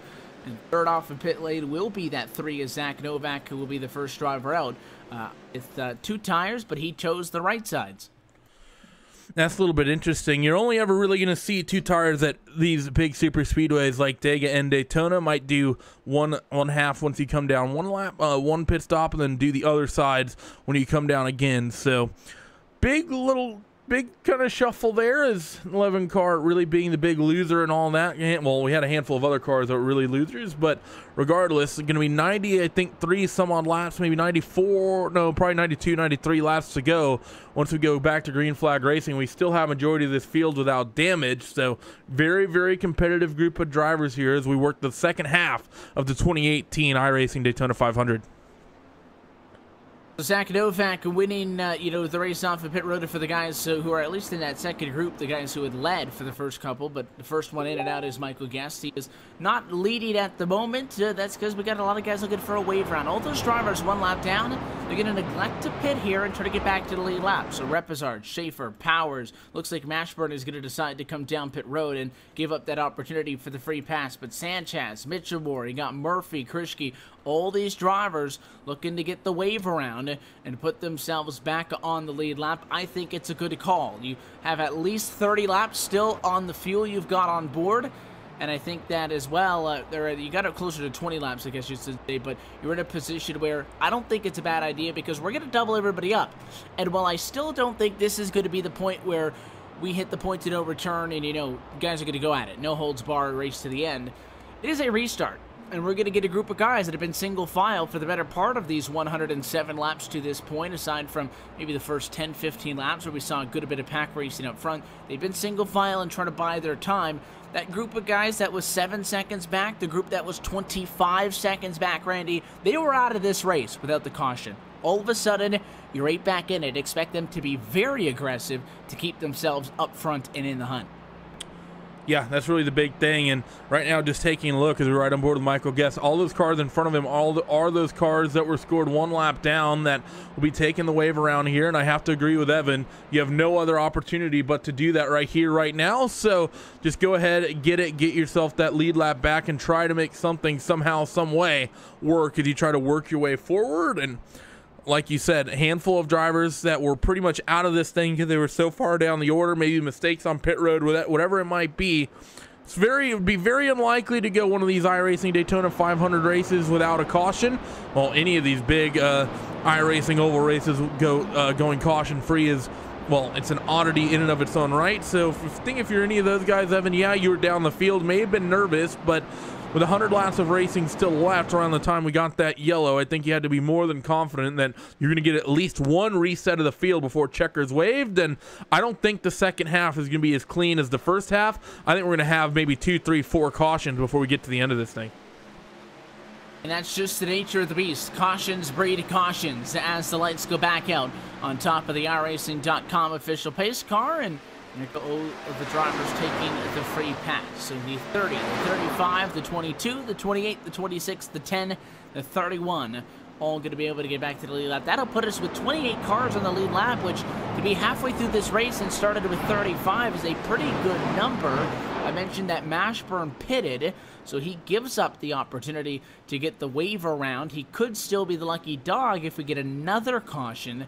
Now he is the first driver one lap down. Only he and Jay Mullis are a lap down. Tough break for the one car who started this race from pole position, and it was in a fantastic spot.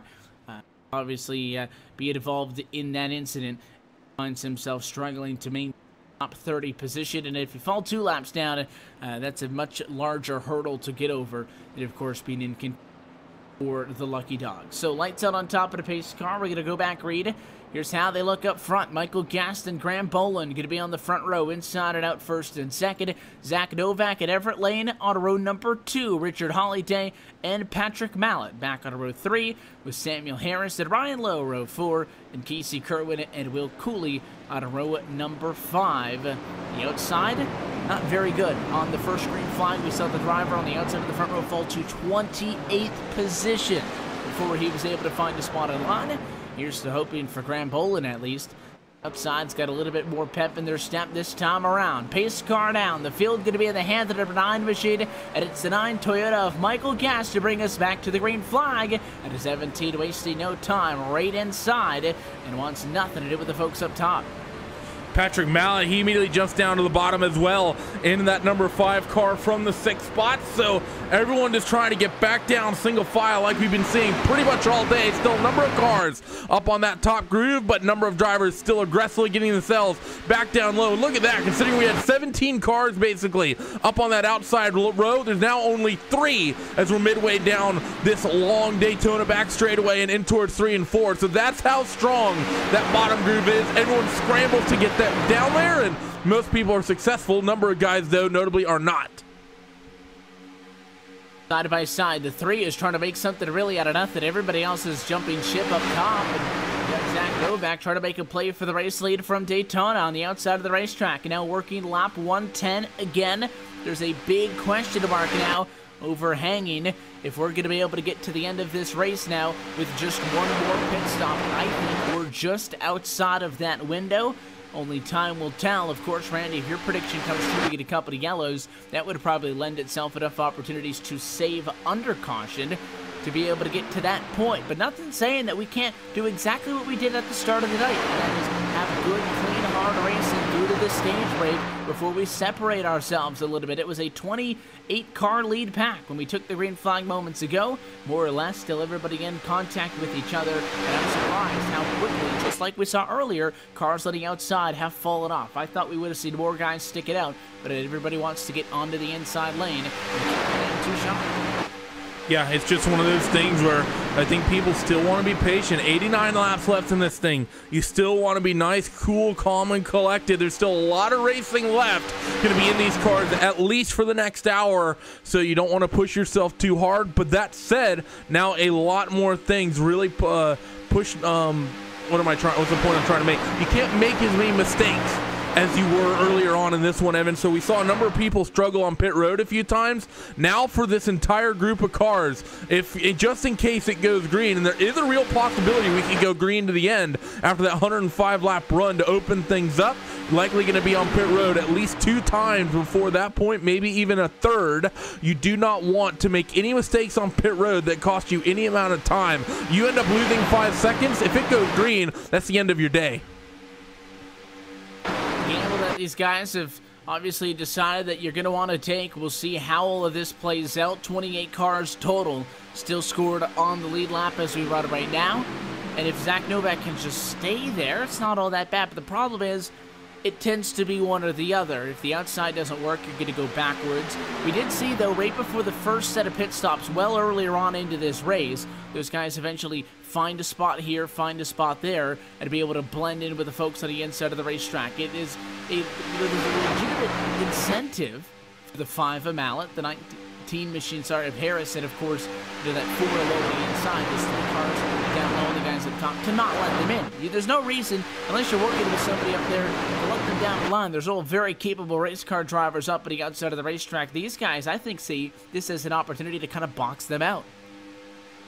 It really is. It is one of those opportunities, Evan, where you can maybe start putting people on the back foot for this run of the checkered flag. And that's really the way I think it starts, because if you're going to run one of these big 500-mile races, be it Daytona, be it Indianapolis, once we go there, once we get to May, maybe even some of the endurance races, you get about this point where you're about 60-65% distance. That's where you start thinking, okay, what can I start doing to really put my competitors on the back foot? And especially here at Daytona, with the way the draft works, the fact that you have this big pack of cars, you suddenly go to a situation of, yeah, you guys who are up top, I'm not going to let you back down in line and get down to the bottom easily. So I'm just going to keep you isolated up there and let you go to the back, and I'm going to let you have to try to figure out how you're going to work your way forward over the next 80-some-odd laps to the finish. And those 80-some-odd laps are going to be difficult to do again with the fuel they have on board, plus just one additional pit stop. So this has to be going on in the back of their minds. And that might actually, though, keep them preoccupied. If there's an active fuel strategy game in play, maybe drivers spend a little bit more time single file chatting amongst themselves. Of course, a lot of these guys have live spotters, live crew chiefs in this race with them, running over the numbers, letting them know what they can hit, what they need to be doing to be able to get where they need to get on fuel strategy. That element might take away a little bit from the elbows up racing off of a restart here, which could be good in the grand scheme of things as far as trying to make this race go clean to the end. You're taking a look at this still massive lead pack, as we've seen these guys. First time we've had a pack this big since lap number 45. When we completed our first bit of pit service, the lead pack goes all the way back to 24th position. A little bit of a separation. Logan Powers in 25th is about a half second off the car in front of him, but 24 cars up front, only 3 of them are on the outside of the racetrack, but they are doing a good job. I don't think they've really gained much, but they haven't lost anything either, sustaining in the top 10 on the top line.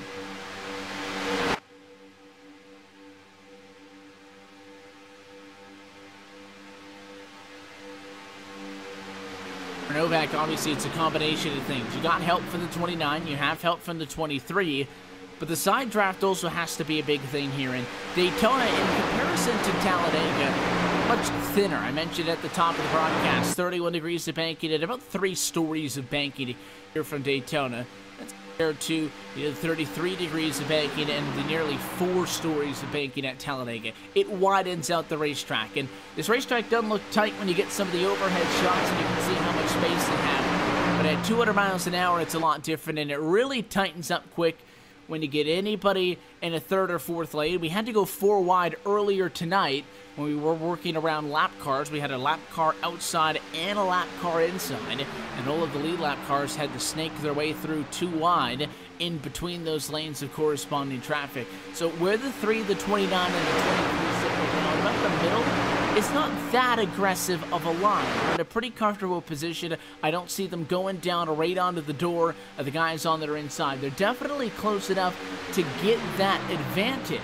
But I don't think it's to the point, where it's a huge problem for them and they have to get down and force the issue. Because even if you're not trying to rub somebody the wrong way, even if that guy steps up on the inside half a foot to a foot, if you're on their door, it's going to end badly. So I think the better idea is for them to run where they sit now, and they've actually picked up about 2 car lengths. Again, you can fluctuate. You move up a little bit on the outside, then you drop back a little bit on the outside. It's tough to say where they will end up. Zach Novak's making a case to make a legitimate push for the race lead here off the corner. That he is. He's getting a nice little push here off this top groove. We've not seen this top line really work all day, but maybe we'll get an opportunity to work themselves in towards 1 and 2 once again and head down this long Daytona backstretch. So maybe we're starting to see that top line get strong and people really trying things out, Evan. Yeah, you still have over just north of 80 laps to go in this 500-mile race, but this is where you want to sort of start testing the waters and, give a little bit of a half effort of trying to take that race lead up top. Isgalo's got a half a car length clear. We'll see if Novak can clear him. Not going to happen. Dropping it back a little. 3 machine, a little bit of a lower line. He's just trying to get some air to the front of that Chevrolet SS. Obviously, at the back of that 3-car train, they've been pushing each other since the start. The guys on the inside are lined up, but not typically as tight together as the folks up on the outside. You just have to be a lot more aggressive on the outside to compensate for that being a longer way around the racetrack. And we haven't seen anybody have any overheating issues so far today. It is relatively mild conditions inside of the sim, 74 degrees, realistic weather conditions, so mirroring exactly what you're seeing in Daytona Beach, Florida on the morning of this Daytona 500 day, 84 degrees down trackside here in the sim as well. Not cool by any means, but definitely some mild conditions as we have a swap out for 4th and 5th position. The 5-car of Patrick Mallett actually goes to the outside just long enough for the 19 to pass him. And all of that, Everett Lane wants to go inside to the bottom. And with that 3rd car falling off to the outside, that could hurt him if nobody replaces that. Yeah, some people still doing some things trying to get racy. They got 1-lap car going down this long back straightaway. You see him at the end of this long lead group. Then off towards corners number 3 and 4 in just a moment. So lap cars going to become a factor once again here with just under 80 laps to go. And look at the big gap we have, Evan, between the 5 and the 19 down there on the bottom. That's Sam Harris in the 19 and Pat Mallett in the 5. Pat's going to close that gap up, but that was about 6 or 7 car lengths that he had between the two of them. Yeah, and we just saw that big checkup. Everybody got spread out a little bit. You had a couple of drivers exchange lanes, and in the blink of an eye, that big gap is now gone because those drivers on the outside of the racetrack filled it in. So that outside's been completely eradicated. Drivers are going to move up the hill as they work around the lap machine. That's the 11 of Malik Ray, who for the first time tonight will fall off of the lead lap in 28th position. So Ray's going to drop 1 lap down. Everybody goes right back to the double yellow, and a good job by everybody up front to get single file in anticipation of that lap car coming. And that one was relatively uneventful compared to some of the more hold-your-breath moments we've seen tonight. Yeah, that it has been, has worked themselves through the zebra stretch once again, and that lead group pretty much gets themselves single file after we saw that upper groove start to really come in. Still see that second Packer car is starting to get its way stretched out. I believe that is the 14 who's sort of the last car in line in this little lead pack. Actually, I might be wrong about, not sure. It might be Will Cooley, actually. It is indeed who is the last car in line in that lead group. Then you drop another 4/10 until you get to Mike Bruno. So right now it seems like the top 10 are really the raciest cars in this entire pack right now. Even that second group, we've seen them struggle pretty much all day trying to maintain with that top 10. And drivers, I would just say, for as long as this race has been going on now, closing in on an hour and 45 minutes of race time, I haven't heard all that much over the chat inside of the sim, over the open radio chat, where all the drivers can hear, and of course we can listen in as well. I assume a lot of communication going on behind the scenes, talking about the fact that a lot of these guys have people in the sim with them, spotters and crew chiefs, and of course if you're racing with your teammates, you're strategizing and chatting as well. But a little bit of driver chat over the open radio, just the last couple of laps around, as the drivers have been talking inside of the top 5. Everett Lane was one of the drivers on the radio running in 4th position. Not giving away any juicy details as to strategy, but I just found it interesting that for as quiet as everybody has been, a little bit of chatter that time as people have single filed out and I think a little bit more comfortable queuing up. Yeah, that's pretty much the big situation right now. 74 laps to go, and really the big thing now, Evan, is talking about strategy. When do you come down pit road? Because we're at a window now where if you wanted to short pit a little bit, you and if you got a couple of friends out there could come down right here, right now, and you could make it to the end on one stop. Basically just get to lap 160 and basically cruise your way to the end from there no matter what. Now, is that a good idea? I'm not really so sure. Could go either way depending how you think of it.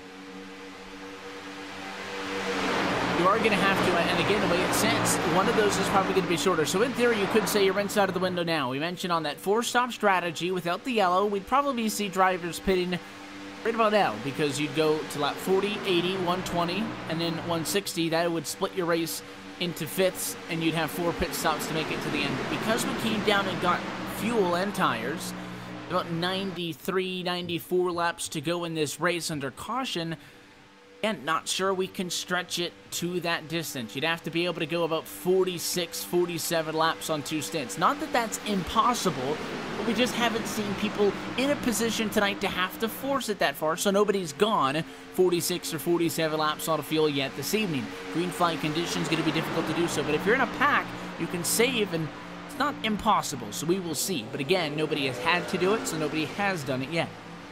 That said, we do have a number of cars on pit road, likes of Travis Schaefer, I think a couple others as well. He's coming off pit road. The number 28, Emmanuel Sanchez, is rolling off. You also have Tony Repisard and Logan Power. So a number of cars here, Evan, that were sort of at the back of that lead group. They took the opportunity to say, you know what, let's go down on towards pit road and maybe play this little strategy call here and just get things done early. I think they could be in a good opportunity if we get a yellow that comes out fairly quickly after this lead pack pits, because they'll have the opportunity to maybe pick their spots back up and maybe pick up some spots that way. But regardless, it's going to be have to them somehow, some way, coming off the back foot to get their way back up near the front.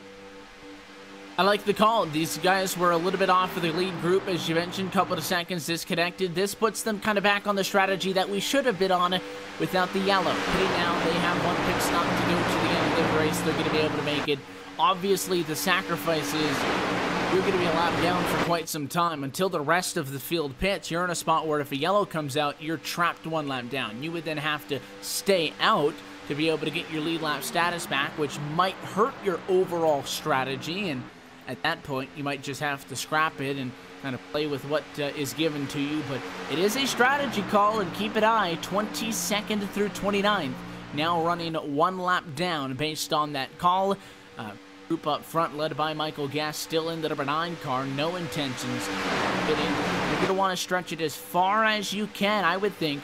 You know, these drivers, especially when we saw that yellow, going to need to try to get to about lap 155 if you want a realistic shot. 150, 155, I think, is that window that we're going to be looking at. So still plenty of ways away from that. They could be single file, and you know, when we said the restart, Randy, you said it. I don't think we're going to be able to go green. I was right there with you. Restarts tend to breed cautions, and it tends to get the blood pumping and the racing action up. It almost looks like everybody going single file because maybe everybody's saving fuel. They're only running about 198 going into the corners, which is a little bit off of what we saw earlier. Yeah, I mean, you're pretty much right. These guys, there's no point to be saving fuel right now. You're not ever going to be saving gas at this stage of the race. 69 laps to go.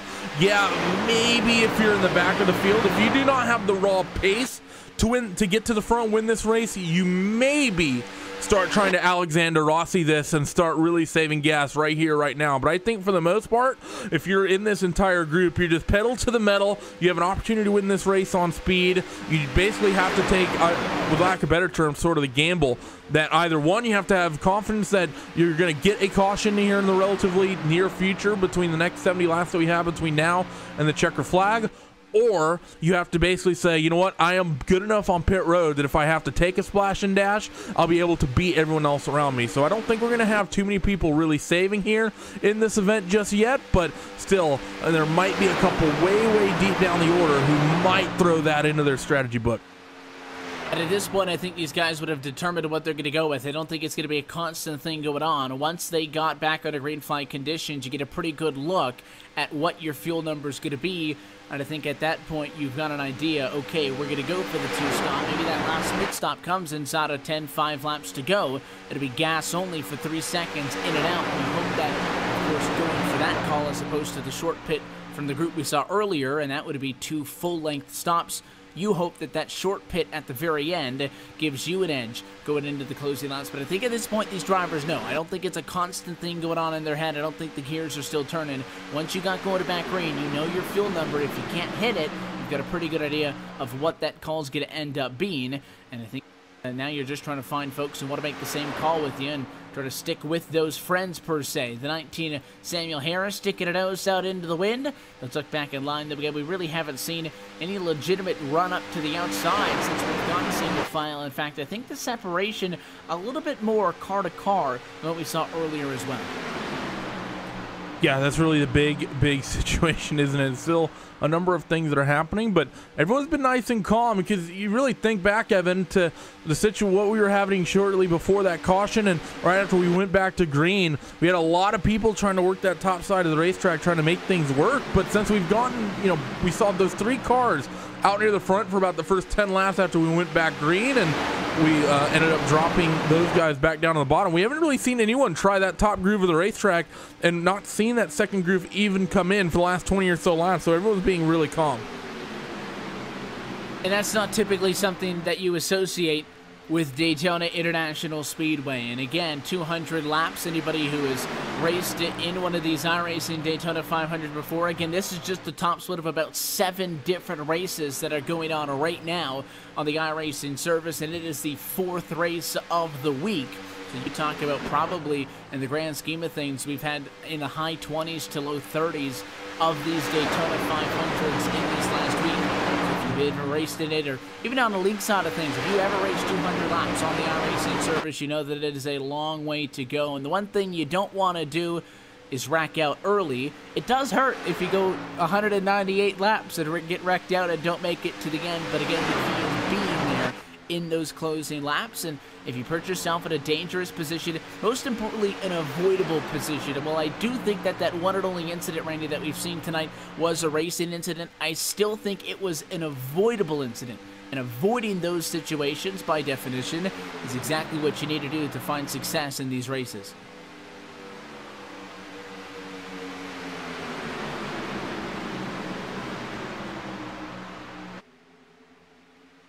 Kind of recapping where everybody runs as we sit right now. 5 drivers total behind the wall from Daytona. Everybody else still on track, so that means the top 30 drivers are still in this race. The only drivers we've had to park it is Jimmy Mullis in 31st, Dustin Johnson in 32nd, Brendan Kohler 33rd, Marcus Lindsay 34th, and Matt Adams in 35th position. Other than that, everybody else still on track in this one. 21 on the lead lap, 22nd through 29th, 1 lap down, and Manuel Sanchez in 30th position, 3 laps down all by his lonesome. You see the lead lap cars working to the inside of the 30 car, so it's going to be Tony Reposar. He will go 2 laps down in 29th spot.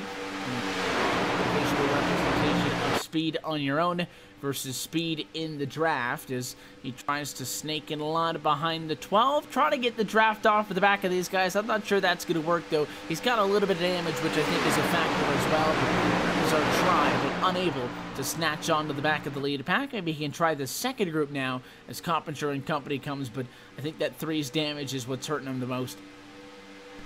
Yeah, that's really the big situation right now. If you're in that number 3 machine of Zach Novak, a little bit of damage and can make things difficult for you trying to push your way out near the front as everyone is continuing to log laps. Now, the question has to be for these guys, Evan, is what's going to be the counter when they come down pit road? Because we've been seeing about 42, 43 laps, 44 or so on a fuel run. That would put us out to about 146 if these guys push it to the end. If that's the case, we're about 8 laps out from that fuel number being hit. So which of these guys have been maybe saving a little bit of gas, trying to make something happen here over the course of this run? I should take that back. We went back to green on lap 109, so a little bit further out than that. Got my numbers a little bit mixed up. So about 10 laps or so out. What's sort of the fuel number you think, or sort of the number you want to see of these guys who maybe been saving fuel? What lap do you think they need to come down to put them in the backside of maybe being able to make this with a single yellow? I'm thinking about 150, 151. I think if you're going to get a yellow, you might be able to get away with 150. The problem is, and the timing of that one caution we saw was also at a tricky spot because it was basically in the middle of the fuel run, and at that point you expect drivers to come down pit road. I'm shocked, though, that nobody stayed out, just stuck with the normal strategy. So that tells me that everybody had a hunch that you could stretch it. If they knew, hey, if we pit now, we're still going to have to pit 2 more times, stay out. You would have been able to go 20 laps. You'd be off cycle, but we've already seen a big group of drivers just make that audible call on their own and go off cycle. Just pit at 120, pit at 160, and you're good to the end. So I have to think at least some people are thinking about that. If you're not going to get a yellow, you're going to have to get the 155, and that is a tall order. You're going to be saving a ton of fuel under green. But if we get a yellow here or there at some point, I think 50 is doable. Yeah, I think that's basically the main thing is, well, if you get a yellow 150, you can just about stretch it. But the main thing to realize is as I look up and down this field, Evan, I don't think we have anyone saving gas trying to make this, because if you're thinking it's going to go green, in order to try to stretch this, you're going to have to be saving a lot of gas. And in fact, you have 21 cars, all single file, separated by just over 2 seconds on the racetrack. No one in this lead pack is saving gas whatsoever, so none of these guys, I think, are thinking that they can make it if things go green. Drivers on the lead lap, all within 2 seconds of each other. It's a waiting game now, but every single 2.5 miles is critical, because we're inside of 60 laps to go in the iRacing Daytona 500. So they are 10 laps out of the number that we said is one that you gotta hit if you want to be able to just try to put yourself in a situation where, if the cards fall correspondingly, you can try to finish this thing off with the 4 stops overall and 2 since we went back under green flag racing conditions, if you include the one from the restart, to not really change things up too much. They're running full speed, full bore ahead, single file throughout. I will say, compared to the first couple of runs off of, every restart, we got guys grouped up, but we eventually ended up single file. I feel like we saw a lot more people looking to the outside, even if they didn't get a line going. In a lot of cases, we saw 3 cars try something. We always had people flashing at us, trying to gauge the crowd, see if anybody would step in a line with them. We haven't seen a ton of that since we've gone back green in the most recent run. We really haven't, have we, as these guys work themselves again, allowing themselves another lap down, and everyone is going to be likely thinking about when they get themselves back down on towards pit road. So everyone, I think, and that's going to actually be one thing, Evan, the fact that we're in this fuel situation we're in, we're going to have, I think, most of the pit stops we've had today, people have come down, over the course of about 3 laps. You'll see a couple guys come down early, then you might see a bulk of the guys the next lap, and then you'll get a handful of stragglers who are able to push in an extra lap or 2, come down that next lap. When we get this next pit stops coming through, which is going to be setting up to being potentially the final one, but probably going to see people needing to do at least a splash and dash, we're likely going to see all these guys push the fuel as long as they can and come down as one big group of cars. And we know that when you come down pit lane as a group, well, things can get a little bit out of hand.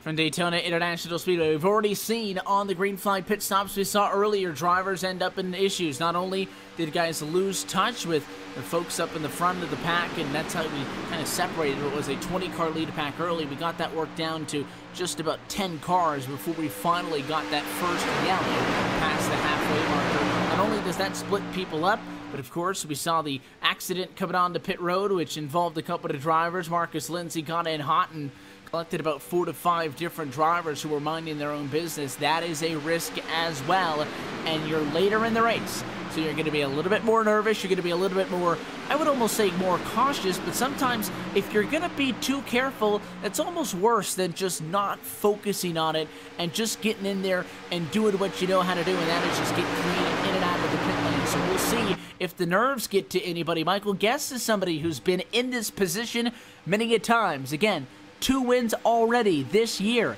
in the iRacing Daytona 500, looking for an unprecedented 3rd at the top split level. But for some of these other guys, well, yes, they're very experienced on the service. A lot of these guys may not have had success in these iRacing special events like they would have liked, and they're in a good position late. Don't think about that too much. Yeah, it is just that main thing, and how amazing for that number 9 machine of Michael Guest to be able to do this, especially starting where he started, 28th on the grid up to that race lead, did not run a qualifying time before this race started. So for Michael Guest, a lot of people, they like to really be, let's say, I guess, downers on the plate tracks. A lot of people like to say, oh, you just get out there, you put the car flat out, and really not a lot of skill or anything. There's no finesse at all whatsoever. But for someone to be that consistent over 4 separate events here at the top split level in this iRacing Daytona 500, is absolutely amazing. And look at the breakaway we've gotten out in front, by the way, Evan, while we've been talking. Michael Guest, Graham Bolin, Everett F. Lane, and Sam Harris, top 4, now have a 6/10 of a second lead over Zach Novak on back. Those top 4 have started running really, really hard here as we come to the end of this fuel run and likely see pit stops here in about 4 or 5 laps time. getting closer and closer to the magic 150. Again, I still think you'd have to get closer to 155 if you're going to be able to do it without the assistance of a yellow flag to save fuel. Of course, if it's 2-3 laps, these drivers have been known to get creative to find that little bit extra. Will they be able to get there? Anytime now, drivers could be hitting pit road in this group of 1 to 21. Race leaders keep it on the right-hand side of the double yellow line for at least one more time around and get 2.5 miles closer to hitting that fuel number in the run to the end of this race.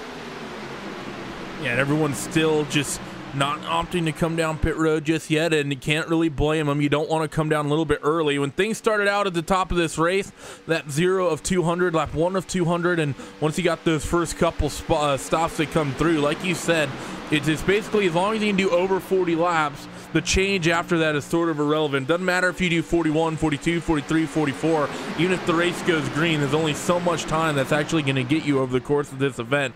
So I don't think even if the race goes green all the way through, the person who comes down latest doesn't necessarily have a big disadvantage. 7 cars, I think, head their way. 8 cars head their way down on towards pit road, including that entire group of leaders. 32 machine ends up getting a bit of a spin as he comes down pit road. 23, I think, as well, gets caught up in that.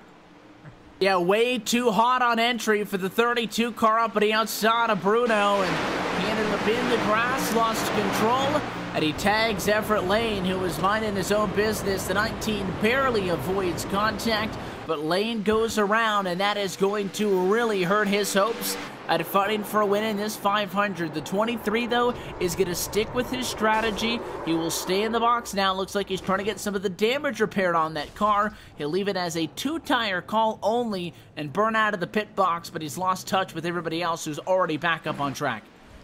Yeah, and what a big issue there for Jimmy, for those guys, for Everett F. Lane to get tagged like that as they came down on pit road, especially for Everett F. Lane. Everett has been having such a good run. To have something like that happen and get tagged by someone just basically overcooking the pit entry, that's something that is hard to come back from, and it's going to have to be a big, I think if you're Everett F. Lane, who I think is potentially race-winning car, given the pace he had here late, I think he's going to have to hope for a caution to have any hope in that. And of course, the number was a little bit shy of what we wanted to see, with drivers pitting at lap number 1 of 48. Drivers back down pit road for their second group. These drivers rate in at lap 150. Patrick Mallett just about as hard as you could push it all the way out to the grass, but it looks like he did get it down to speed in time. So Mallett and Kerwin, Shearburn, Lowe, and Lane, looks like he's even back down pit lane, so the 23 car is in for more damage repairs. He does have some pretty good damage to the right side of that car, and that may very well be the evening for Everett F. Lane. So this second group got those extra 2 laps out of it compared to the first group down pit road. That could be critical when we're talking about a game of tenths of gallons if you can stretch it to the end, as we are inside of 50 laps to go from Daytona, 3/4 of the way home. Yep, just 50 or so laps left in this one as they work themselves through the tri-oval once again, and people are going to start bringing themselves back up out there onto the racetrack. 5 machine and Patrick Mallett still currently scored, I believe, as your race leader as they run, and see that 2 in the 8 car. That's Casey Kerwin and Chris Shearburn working together and getting a big run through corners number 1 and 2. And that 5 car is going to be a sitting duck here in just a moment once these guys get themselves wound up. And look at that other group of cars that's charging hard. Michael Guest up on that top group of the racetrack, getting a big push from the 17 of Graham Bolin through corners number 3 and 4. Those 2 are going to come and off towards your front straightaway once again, charging hard to the 5 machine of Pat Mallett. And, well, everyone's going to go to the top side and leave Pat out to dry, and he's going to go from first back down to 5th here. They come through the tri-oval. And I think without fail, that has happened every single time that we've seen green flag pit service, is that first group to come down to the pit lane, they sacrifice 2 laps up front. It is a very small gamble. Hardly, I would call it a short pit compared to the group we saw come down pit road 10-15 laps ago and have been sitting a lap down since then. So the gamble's not that big, but to be those first drivers to pit, you do lose the race lead for about a lap or 2, but you build up that draft speed and that momentum, and When you can see it when he pulled back out on track, there's just nothing that you could have expected Patrick Mallett to do. He's done a good job of blending it back in with the second group of cars. The 12 machine is in front of him, so Dallas Pataska was able to pass him up, but Casey Kerwin does stay tucked in line with him, so he will end up at the line in the number 6 position for Patrick Mallett, so things could be a lot worse, and track is also going to let this group catch up to the guys in front. But I still like that call by Michael Gaston. Them, they are a little shy on the number we would have liked to see based on what we're thinking for fuel. I would imagine that means that they still have to pit one more time, and that is a guarantee without a yellow. But that allows them to maintain the race lead with another clean in and out for those that survived it. And the big thing to keep in mind here, Evan, for this lead pack, I mean, Everett Lane was at one point part of this, but this sort of same trio, there's 3 of these guys were part of that domination as well, where we saw them stretching margin over people running 5th, 6th, 7th place here just before those pit stops. So still have most of those cars that were the fastest on the racetrack there near the end of that. The fact that most of those guys have gotten themselves hooked up and gotten an extra 4th runner for their own little pack, I think they're going to stretch away here from this lead group once again as we get nearer and nearer to the end of this race. And once you're talking about this sort of short stops that we're going to be seeing, if this race goes green, you're going to see people coming down pit road with about 6 or 7, I think, laps left in this race, maybe closer to 10. But it's just going to be a fuel-only stop, very short pit stop, and get yourself back out. If you even have only just a second on the racetrack compared to someone you're racing against, that is going to be more than relevant once we get to the end, as a little bit of lap traffic starts creeping up here on your race leader. There's going to be Tony Repussard in the 10 is going to be, in the 30 is going to be the car going a lap down. And you can see the closing rate was pretty quick, so the 30 car steps up the hill, and a nice heads-up move by Repussard to get up and out of the way. Race leaders are able to stay on the double yellow line, and it is a rather uneventful lapping. As Repussard falls an additional lap down, he will join Malik Ray and Emmanuel Sanchez as the only drivers 2 laps down as we run at the moment. That lead group has gotten smaller once more, as it has every single time we've gone through pit stops. A couple of drivers have dropped off. An incident on pit road, we saw one earlier, we saw one that last time, as attributed to that. The lead pack now sits at 8 cars strong. Samuel Harris is trying to get with him at a 19, but I think he's in no man's land enough to the point that he will fall back to that secondary pack. In the top 8, trying to run away with this thing.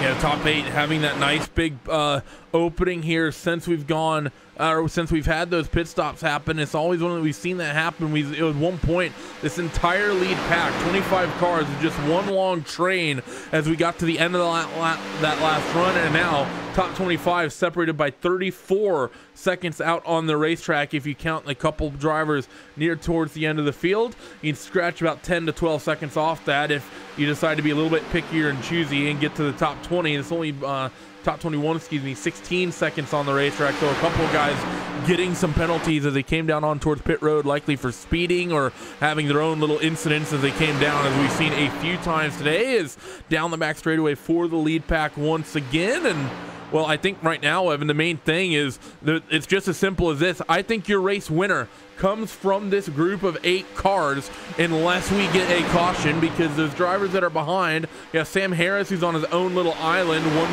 about a second back from that group, and then you get another second back. You have likes of Nigel de Jong and Zach Novak, Alex Bergeron. There's a lot of talented guys in there, but it's going to have to be a big issue on pit road for these guys in this lead group to give up a 3-second advantage, even on that splash and dash pit stop we're expecting to see. And this is exactly what we saw as well earlier in the race. That lead group is just a little bit bigger than the secondary pack. 8 cars compared to 7 in that second group. The speed advantage has to go to the top 8. All you can do if you're Harris and de Jong, Novak, Bergeron, Bryant, Roy, and of course Corey Brown to make up that group 9th through 15th is run single file. Hope you catch up. And the 19 helps as they pick up Harris. Harris more so fell back to them than they picked him up, but that adds a little bit more speed. But at best, you can maybe match what the guys up front are doing now. If these guys can get to the end of the race, they go side by side, they start racing with each other, then maybe we're talking. Just 2.5 seconds isn't a terrible amount of distance between these first and second packs, and the last time by, the lap times were in favor of the lead group still, which is not what that secondary pack wants to see. But if they go side by side up front, they're not taking the fastest way around the racetrack, and you might be able to do something. You're so agonizingly close at those 2.5 seconds back. So close, but so far at the same time.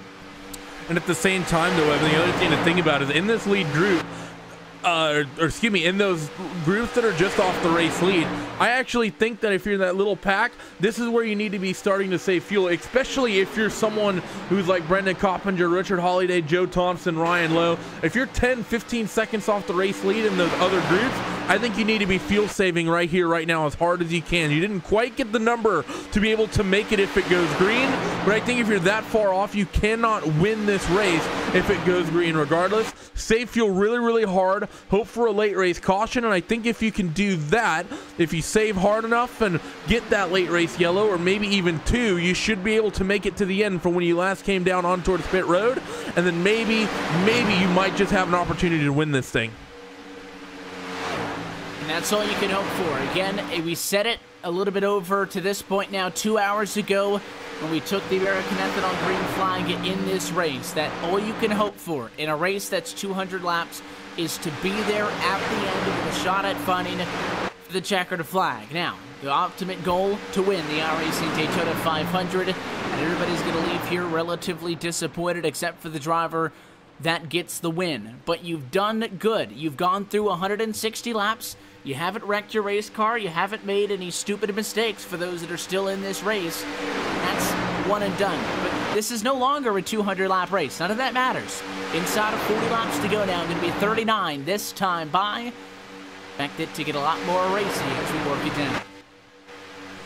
Yeah, that's really the big thing. These guys are going to start getting much, much more aggressive, I think, especially in this lead pack. Now, that said, fuel being an issue, they may not get overly racy with one another because you still want to guarantee yourselves the ability to get down on towards pit road. And at the same time, though, Evan, with the fact that we're expecting these guys to have to come down pit road and do at least a splash and dash, it's one of those situations where I don't think we're going to see that top groove come in because you do not want to be the car that's pushing the clean air or pushing through the air. You want a half draft. That said, we see a couple drivers in the back jump up to the top side of the racetrack. I believe it's a 19 of Sam Harris and the 7 of Nigel DeYoung. So they say we're likely to not see a top groove come in.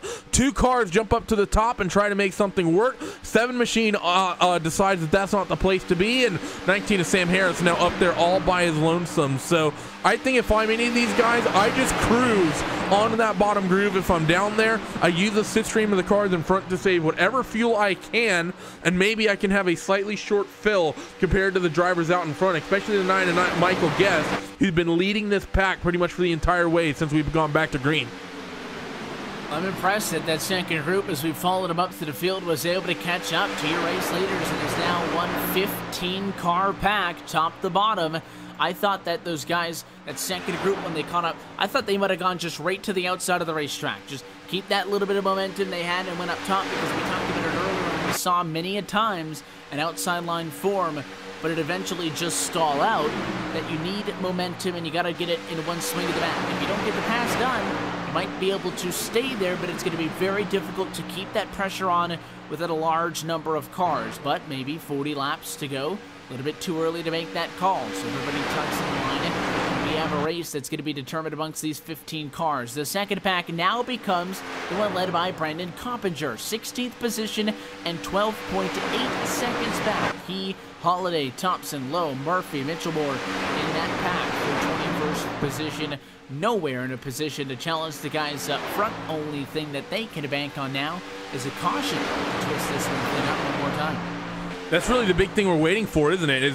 We're waiting to see whether or not, 1, if we're going to get green flag stops, or 2, if we're going to get a caution, because everyone's just going to be, just like I said, patient in this entire group. You see a little bit of bobbing and weaving, but for the most part, everyone's just being calm, cool, and collected in this lead group of about 10 or so cars, 15 cars. You're not going to see anyone get overly aggressive. You might see a couple guys go to the top every now and again, like we saw from the 19 and the 7 just a couple of moments ago. But besides that, everyone is going to be just working together and being patient, trying to get to the end of this motor race as they come off of corner number 4 to bring us to 35 laps to go at Daytona International Speedway. Another lap car coming into frame, I believe. He goes to the top side of the racetrack and going to be put in another lap down. Can't quite see who that is just yet, but he's going to make it easy on everyone. There's just one train of cars along the bottom and one guy going all the way up against the wall there, basically running the Larson line as they come off corner number 4 and down, corner number 2 down the super stretch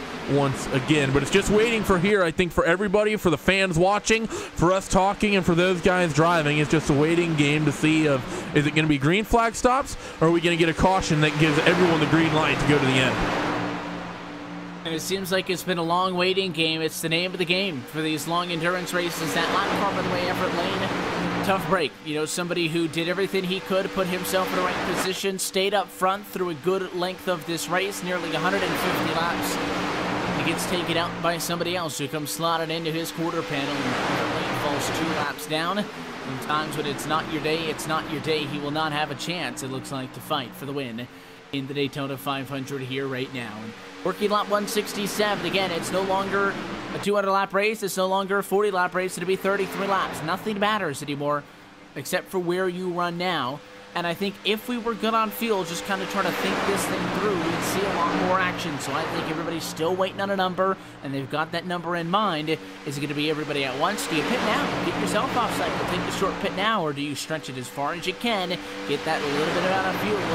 Try to just finish this thing off, knowing that, well, what we've seen tonight is being the last one to pit isn't necessarily the best thing. The momentum is the right call, so maybe you alter what you think you should do to follow everybody else. Sometimes going with the crowd, the best move, because the draft at Daytona is what you live and die on. I actually think I wouldn't mind if you have a couple of friends in this lead pack with you coming down a little bit early here, Evan, because, well, pretty much no matter what, I think because you're going to be doing a short fill, if you're in the lead group, you can come down pit road, and I think you can get off pit road and still stay on the lead lap, because you're only going to need a handful of gallons. It's not going to be a full service. You're not going to need everything that's in that tank going into the fuel tank on these cup cars, and you're not going to be taking any tires either. It's just going to be a little bit of a top off and get themselves back there, out there onto the racetrack as quickly as you can. So yeah, you might be a half lap down, but like you said, think about what we've seen from a lot of these guys, the likes of the 9, the 17, those guys up in front. We've seen those guys tend to be the earliest pitters here overall throughout the course of this event, and every single time, because they have so much momentum after coming down early, they basically just drive around the top side of those guys that are still trying to get up to speed and retake that race lead. That's what we saw from Michael and Bolin and Cooley, and Everett F. Lane was in that group as well when they opted to come down pit road. Everyone else who came down a lap or two later, well, not much they had to do. Another lap goes into the books. 31 laps to go from Daytona International Speedway. Gassed out in front, Bolin, Cooley, Wayanant, and of course Pataska through the top 5. The 14 moves up the hill a little bit. At this point, I don't think you could be searching around like that. It's funny that the only incident we saw was somebody moved up the hill and tried to come back down, and somebody filled that hole, and we had an incident back in turn number 4. That's the only incident we have seen this evening. But now if you're the 14 and Cooley, really anybody, I don't think you could afford to be sticking a nose out, because no one's lifted, I think, at this point. Yes, we're single file. Yes, the ultimate objective is to complete the fuel strategy, so you've got the Sunoco race fuel in the car to be able to get to the end of the race. But if someone's going to cars on the lead lap at this point, you would expect the longer into a race you go, that's exactly what's going to happen. This is the lowest that number has been all race long. And all but 4 of those cars are in the lead lap as you see the race leaders again coming through by the start finish line. Another lap down, only 28 laps to go now from Daytona International Speedway. The people in this lead group pitted at lap 148, 149, and 150. Longest we've seen anybody go tonight, 45 laps, would get them within 5 of the end of this race. But you could pit at any moment. It's the waiting game now as you hold your breath. That's the big thing. Everyone's holding their breath, waiting to see who's going to blink and come down pit road first. We know that these guys can push to about 10 laps to go on the fuel. The question has to be whether or not they're going to do it early or do it late.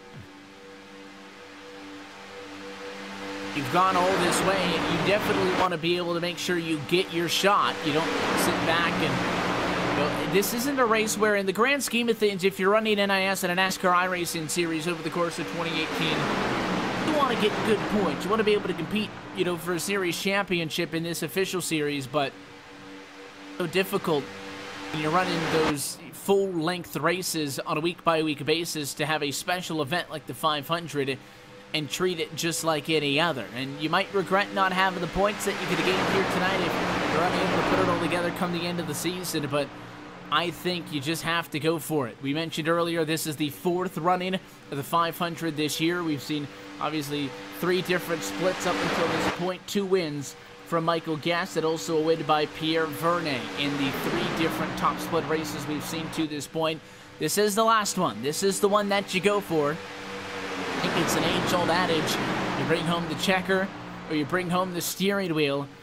This is the race that you put it all on the line for, and maybe you take that little bit of an extra risk and hoping to become an iRacing Daytona 500 champion. Going to be 26 laps to go now as of the next time by. Still Boland running in the number 2 position, arguably in the best spot. Michael Guest racking up bonus points for sitting up front and leading this race after starting way back in 28th. The way it runs now, assuming he doesn't fall significantly behind Brian Wayland, who runs at 4th position, he should be able to lock up the biggest mover tonight, as it is at plus 27 at the moment.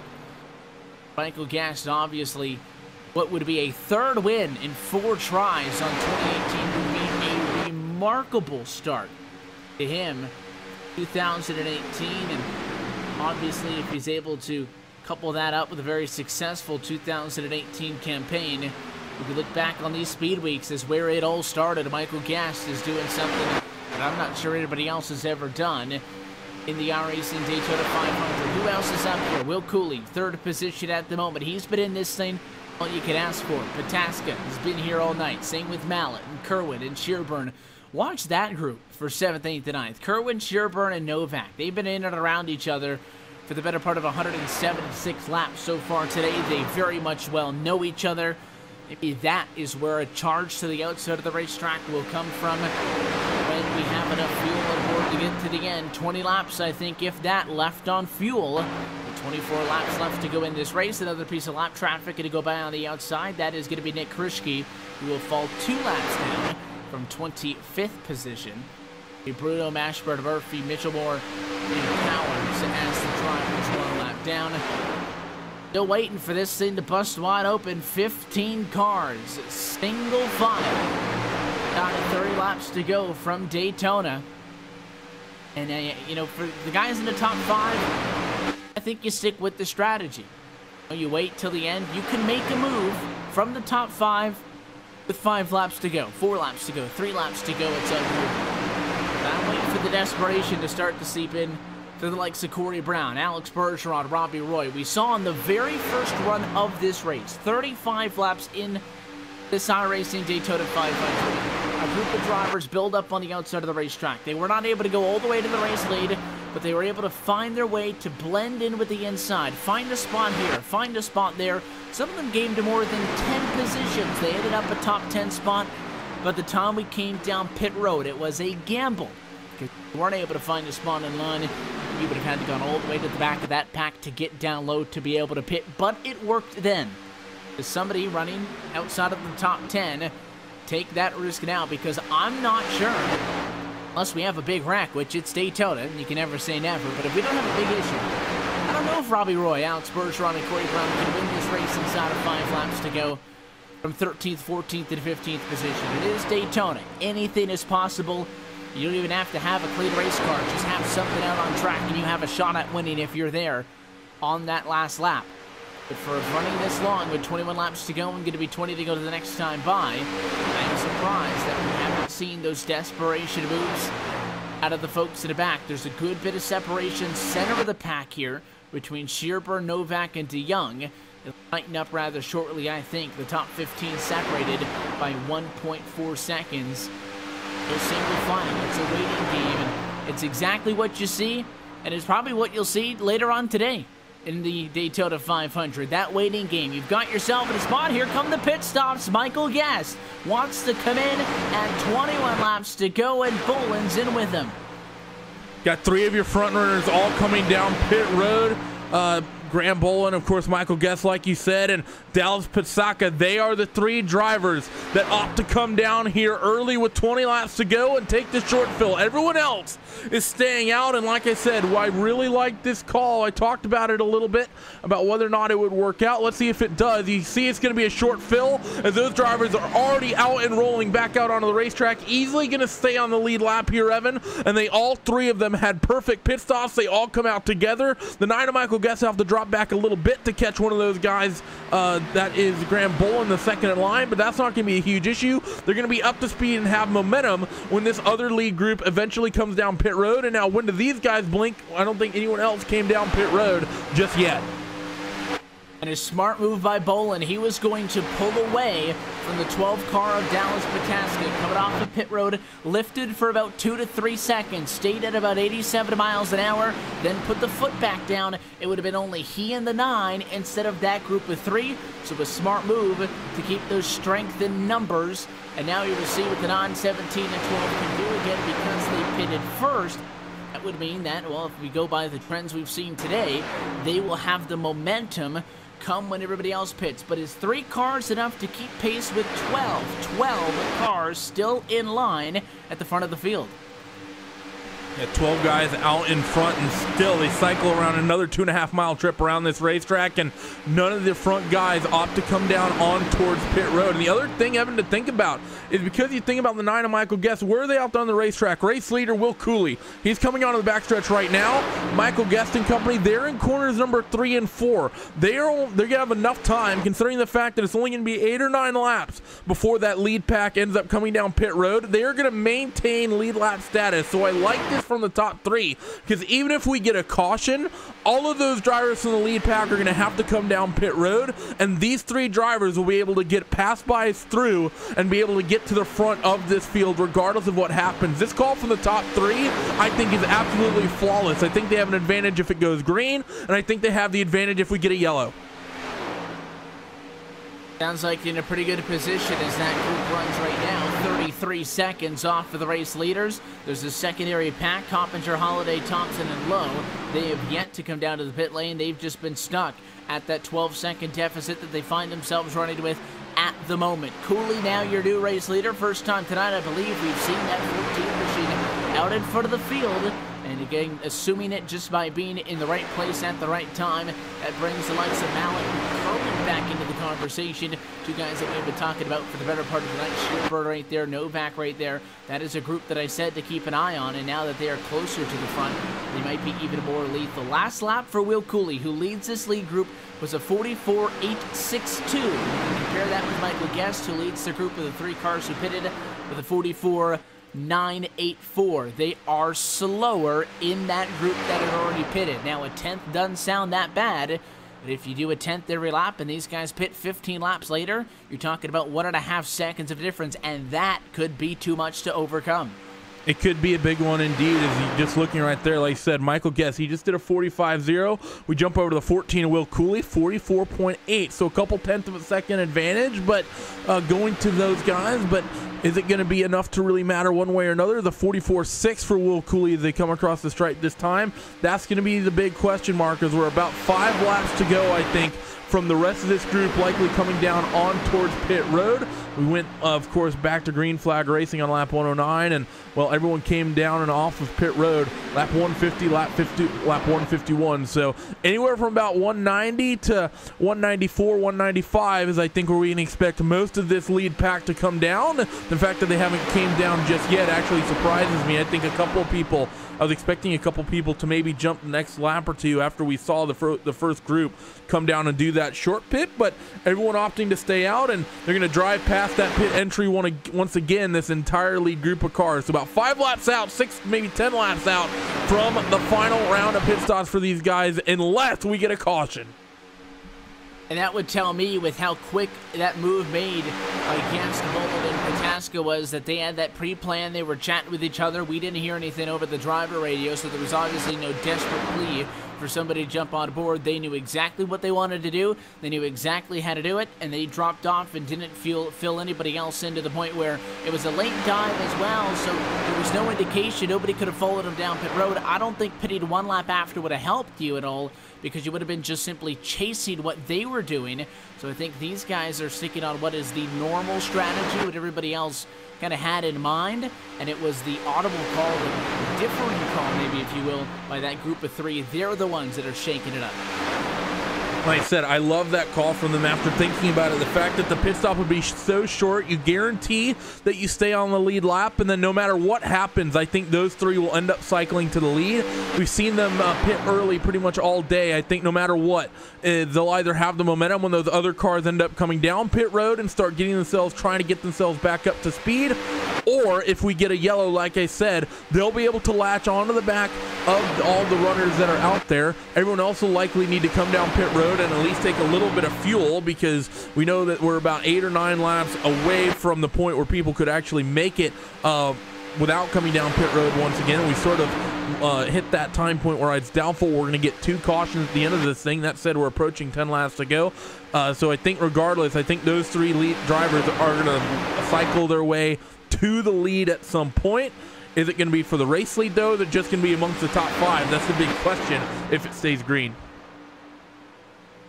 And the big question is if. Only 1 yellow so far to this point. We've seen one of our iRacing Daytona 500s already this year go with just 1 yellow. That race was won by a driver who you might have heard of out in front of the field many a time tonight, Michael Guest, who leads that tertiary pack back in 17th position. But if we make it that far, once the pit stops happen for this group, it's no holds bar. Right now, Guest, Bullet, and Protaska are working together because they're the outliers. It's just them 3 versus everybody else at a little lap. So they have an incentive. They have to work together for their own sake. This larger group, though, once they pit, they have no reason to help one another, and that's when the gloves will come off.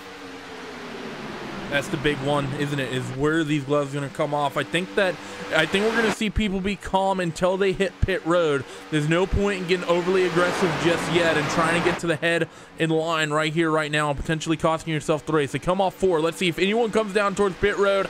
No, so we make it to 11 laps to go with no one else from this group coming in. So going to be an interesting situation of when these guys ought to come down. Do you save it to the very, very last moment, or do you call it a little bit earlier like those guys in that trio did? That's the big question. Still waiting, this time by 190 laps going to be complete. Only 10 laps left to go at the Daytona International Speedway. Who's going to win this one? Will Cooley out in front of the field. Going to head down once he does to pit stall number 7. But in contrast to the likes of Wayant, who's going to have to pit way down pit road and pit stall number 23. It's going to be clean. You got to be clean in and out without incident. And we have seen a handful of drivers, and a couple of them break off. They're not all going to come down together, but a few drivers are in. Nigel DeYoung comes down pit road, along with the 16 of Alex Bergeron and the 19 of Samuel Harris. Corey Brown is in as well, so 4 of the 12 are in now. So 4 of these drivers opt to come down pit road, as you say. Now, here's the big question. Where's that 9 machine of Michael Guest? He's rolling in corners number 3 and 4. Let's see and ride on board with him and see where those competitors end up coming out around him as he comes off corner number 4. He's working himself down towards the tri-oval right now, and let's see, is he going to be able to jump? Look down to the left. You can see tire smoke in the pit lane and cars exiting pit road. Michael Guest has a big head of steam. He's going to get by one of those drivers they try to merge up, but where are the rest of them? Are they down on pit road, or are they already away clean?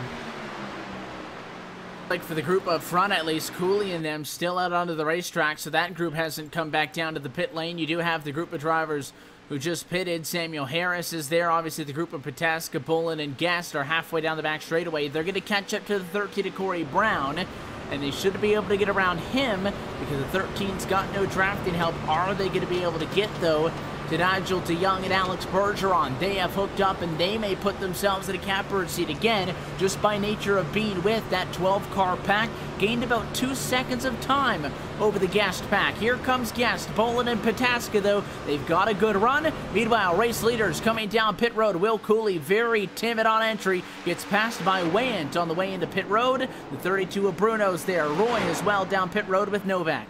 So number of drivers, pretty much the entire rest of this lead group coming down on towards pit road. And let's see, will Michael Guest be able to pick up the spot over Bergeron? They're wheel to wheel, 3 cars up top, 2 on the bottom. There's one third car sort of in line. Are they going to be able to get clear? Michael Guest is clear. The 17 is, but their partner, the 12 machine of Dallas Pasaka, he's not yet gotten down there, but they are going to leave him out to dry as they drop down in front of Alex Bergeron to take the lead of that little group. But now where's the rest of everyone else when they end up coming down pit road? We have another car that stayed out. They're now hitting pit road right now, like of Pat Mallett, Casey Kerwin, Chris Shearburn. The 3 of them are all coming down on towards pit road. That group now blends back out with the racetrack, and it should, I think, be everybody who has now come down in completed service. Guest leads the group of drivers who has already pitted. But he's got to catch up to a couple of the stragglers, but they're so spread out, this might work out for the 9 car still. There's one of them. The 50 to Blake Bryant. Pass going to be complete. They have to catch up to Will Cooley, Zach Novak, and Brian Wayant. The first driver in ends up the first driver out, but he's going to get passed up. The 3 and the 14 don't want to work with him. So Novak is going to pass. The 14 to Cooley's going to follow, and the 13 has the 33 rather, sorry, has to tuck in line. Here comes the 9 car of Guest, though.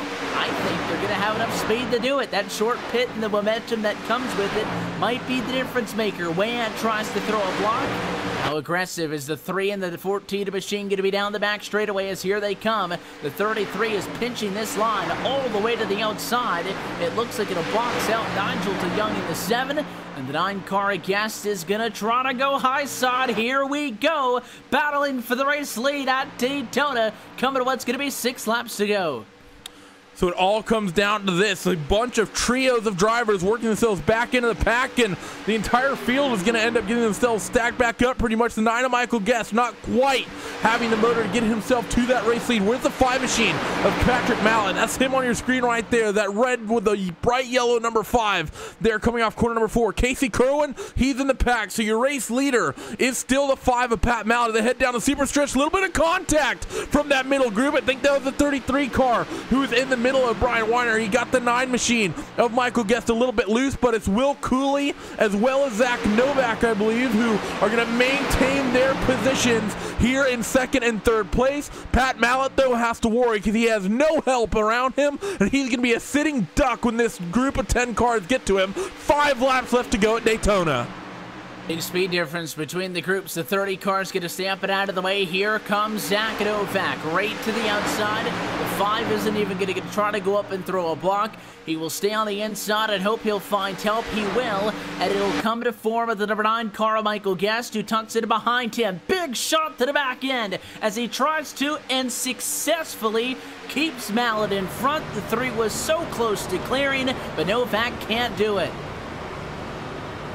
Everyone's still pushing really hard as Michael Guest is going to take that 2nd spot and still push this 5 machine of Pat Mallett. And now here's the big problem for those guys up top. We've not seen that upper groove work all day, all morning. It has been all about the bottom.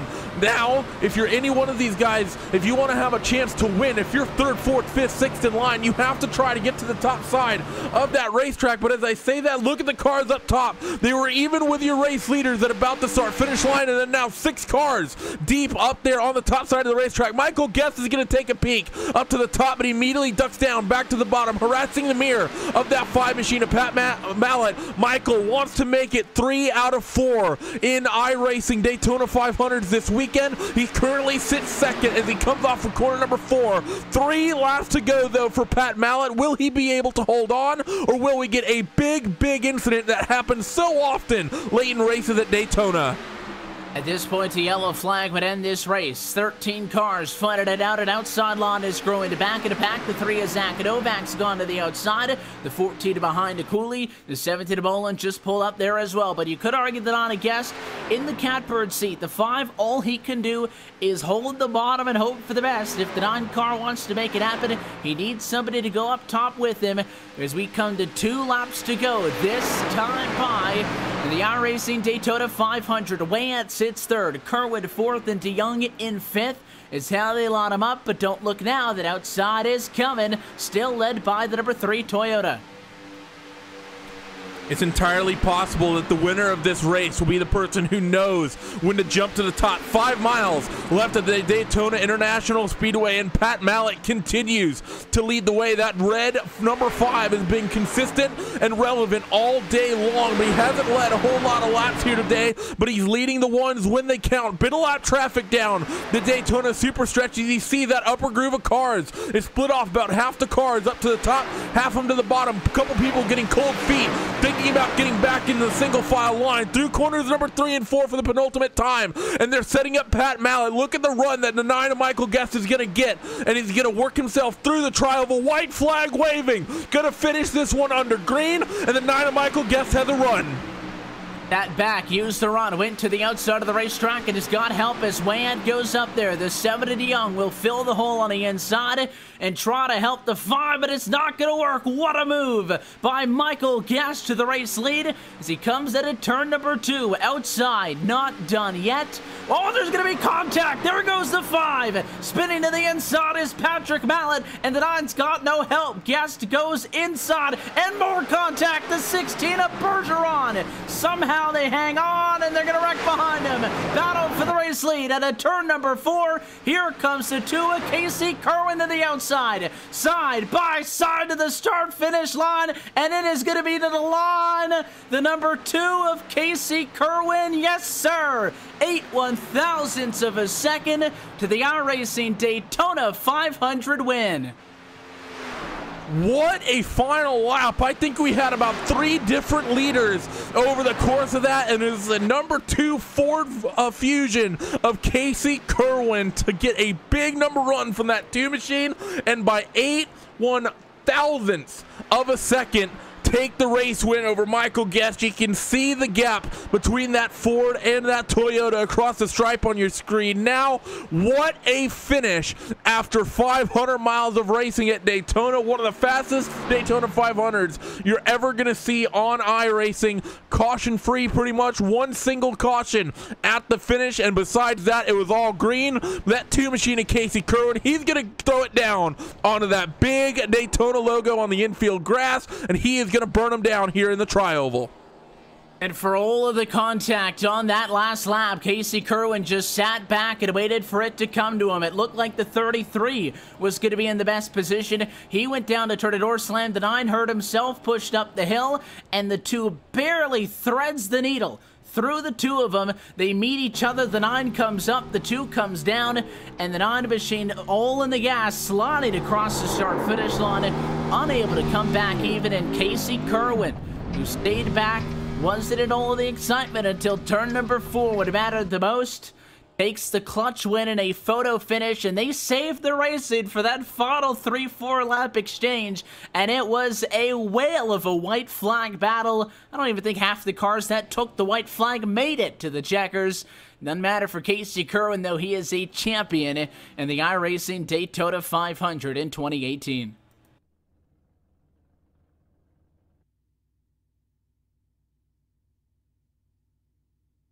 Total number of drivers who finish on the lead lap in this one is going to end up at 17, all the way back to Chris Shearburn from top to bottom. And as this one rounds out, let's take a look at your RaceSpotTV full race results at the end of 500 miles. Casey Kerwin started 4th. He was in it the whole time, and he is your winner from the Daytona International Speedway. Michael Guest comes home in 2nd, just 8/1000ths short of making it a third win for him on the weekend. He can walk home in solace knowing that he won 2 of these events this weekend. Blake Bryant comes home in third position at the end of the night. Brian Wyatt was in a fantastic spot, gets beat out by Bryant to the line and ends up in 4th position. Graham Bolin comes home in the number 5 spot. Will Cooley comes home in 6th position. 7th tonight for Alex Bergeron. Corey Brown with an 8th place finish. 9th for Dallas Pataska and 10th for Zach Novak. 11th spot as we move on down the order. Brandon Coppinger comes home in 11th. Richard Holiday in 12th. Down through 11th position is going to be Brandon Coppinger. Richard Holiday will come home in 12th. Ryan Lowe is 13th, with Joe Thompson in 14th, and Robbie Roy 15th. Final 2 cars in the lead lap at the back of it all. Limping home for Nigel DeYoung in 16th. And Chris Shearburn in 17th position. The rest of these drivers, well, a lot of them took the white flag at a lead lap. 18th and 1 lap down for Patrick Mallett. Josh Mitchellmore in 19th, and Glenn Murphy Jr. comes home in 20th position. 21st for Mike T. Bruto. 22nd for Samuel Harris. Logan Powers is 23rd. He is the last driver to finish at 1 lap down. 24th position and 2 laps down for Garrett Mashburn, Nick Kirschke, and Manuel Sanchez. Everett Lane at 3 laps down. 27th position. 28th for Tony Repisard. Travis Schaefer in 29th. 30th for Malik Ray. And then to round things out, the rest of these drivers did not bring it home at the end. The night's ended early. That'll be 31st, Jimmy Mullis. 32nd, Dustin L. Johnson. 33rd, Brendan John Kohler. Marcus Lindsay, 34th, and Matt Adams in 35th position. That's a look top to bottom at your full race results. And Randy, I think we'll take these final 2 laps around on board, courtesy of the view of your race winner, Casey Kerwin. That's going to be the plan. You're going to ride on board with that race winner, Casey Kerwin, for those last couple laps and see things how he saw them as they got to the end of this one. And boy, oh boy, what a finish it was for Casey. And coming to the 2 laps to go, he was running in 4th position. He was behind Wayant, Guest, and Mallett. And that's what everybody's still single file. We were waiting for this thing to break wide open. And you'll see his view of the 9 set this thing up. It was a fantastic move. Picture perfect, you could argue, for the likes of Michael Gass to put himself in a good position because he was second. So as you go into the quarter, you'll see the 9 car up in front, that second car line. When they head to 3 and 4, he backs off. He lays back. That's when the 2 car goes to the outside. That gap gets filled by the 7. But the 9 right here, it's all Michael Guest. Sets him up, and again, the 5's a sit and duck. There's nothing he can do. So the 9 car goes to the outside of the racetrack. And now you're side by side for the race lead. At this point, it's not looking all that well for Casey Kerwin. The 9's got the run. The 7 tried to help the 5 machine out, but it does not work. This is where things get crazy. The 2's on the outside. That's not a place I want to be in. You see the contact right there. 5 car spins to the inside. That's 1 wreck avoided. So then the 2 of Kerwin goes, picks up the 33, and now he's pushing way out to the race lead. Contact. Car spins to the inside. Another incident avoided. And at this point, the race leaders start fighting with each other. They forget about the 2 of Kerwin. He'll split the gap as we come into turn number 4.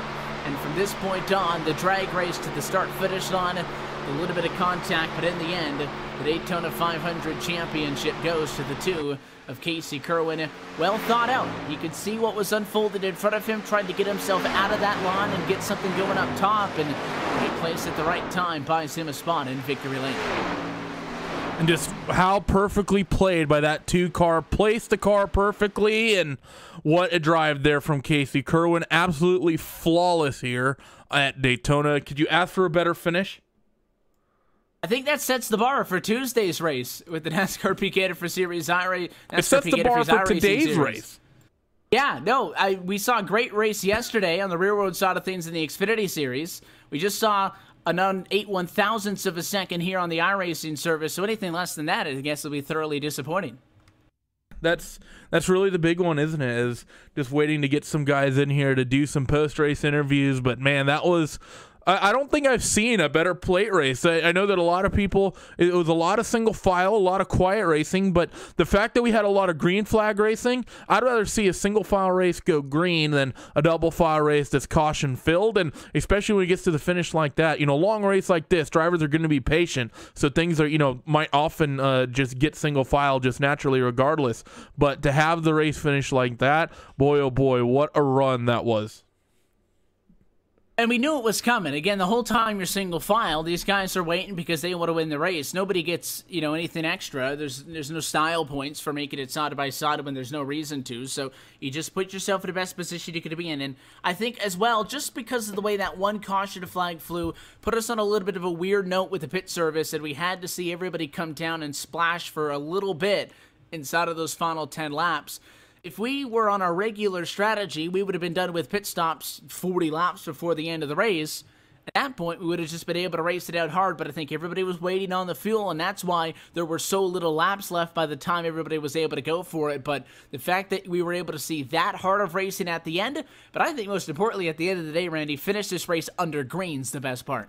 Yeah, that's the main thing. It would have been there's a few terms I can't say on air that would be able to describe it, but it would have been disappointing to say the least to, maybe have something happen coming to the white or with 2 to go that brings it out under yellow and you just hand that win to the 5 car. Not that it's anything against Pat Mallett, but to just have the race finish like that, it's just not the way you ever want to see a race like this finish. To have it, to the fact that they got to the white and I knew that this race is going to finish under green, I knew we were going to have an entertaining 2.5 mile trip around this Daytona International Speedway. I honestly thought it was going to be the 9 of Michael Guess who's going to close it out, but I think Michael he saw him set up that move coming off of 3 and 4 where he opened up the gap to that 5 car Pat Mallett so he'd be able to get a big run and slingshot his way around.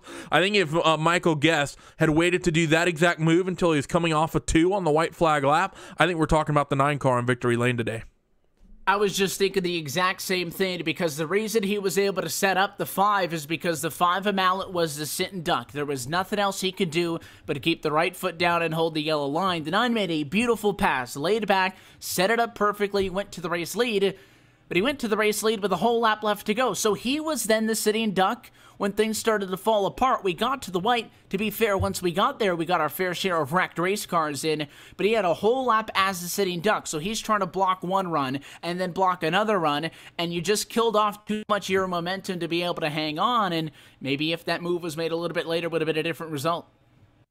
Yeah, I mean, it could have gone either way. There's so many ways you could potentially think it up, because it's easy for us to say up here in the booth, oh, Michael Guest could have easily just, sat there and, maybe been a little bit more patient, but at the same time, someone could have potentially got a run on Michael, got to the outside of him, and taken that opportunity for Michael to jump up top to be able to make a move as well. So, yeah, it might be easy for us on one hand to say that Michael should have waited. I still think he should have, but at the other point, it's entirely unpredictable of what could have happened, especially with some of the lap traffic that just sort of untimely can itself around the race leaders as they were racing through that final lap. They did a good job to get themselves out of the way, admittedly, so well done by all those cars a lap down, knowing the fact that the fight for the race win was coming through, and you never want to be that car who's a handful of laps down who ruins the run to the checkered for everyone watching. Good job by them to get themselves out of the way and give us the amazing finish we saw tonight.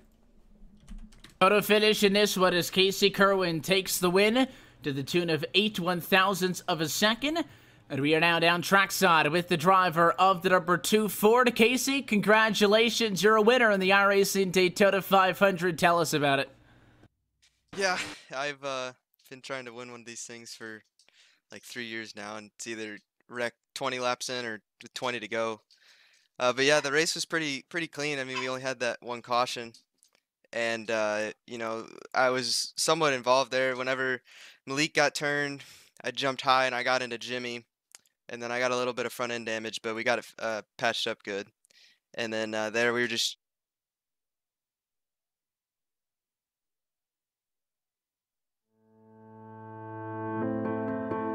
Kyle Kimball. I am the manager of operations in the motorsports department for Mazda North American operations. We are at Bondurant Racing School here in Phoenix, Arizona, and we are putting on the Mazda Road to 24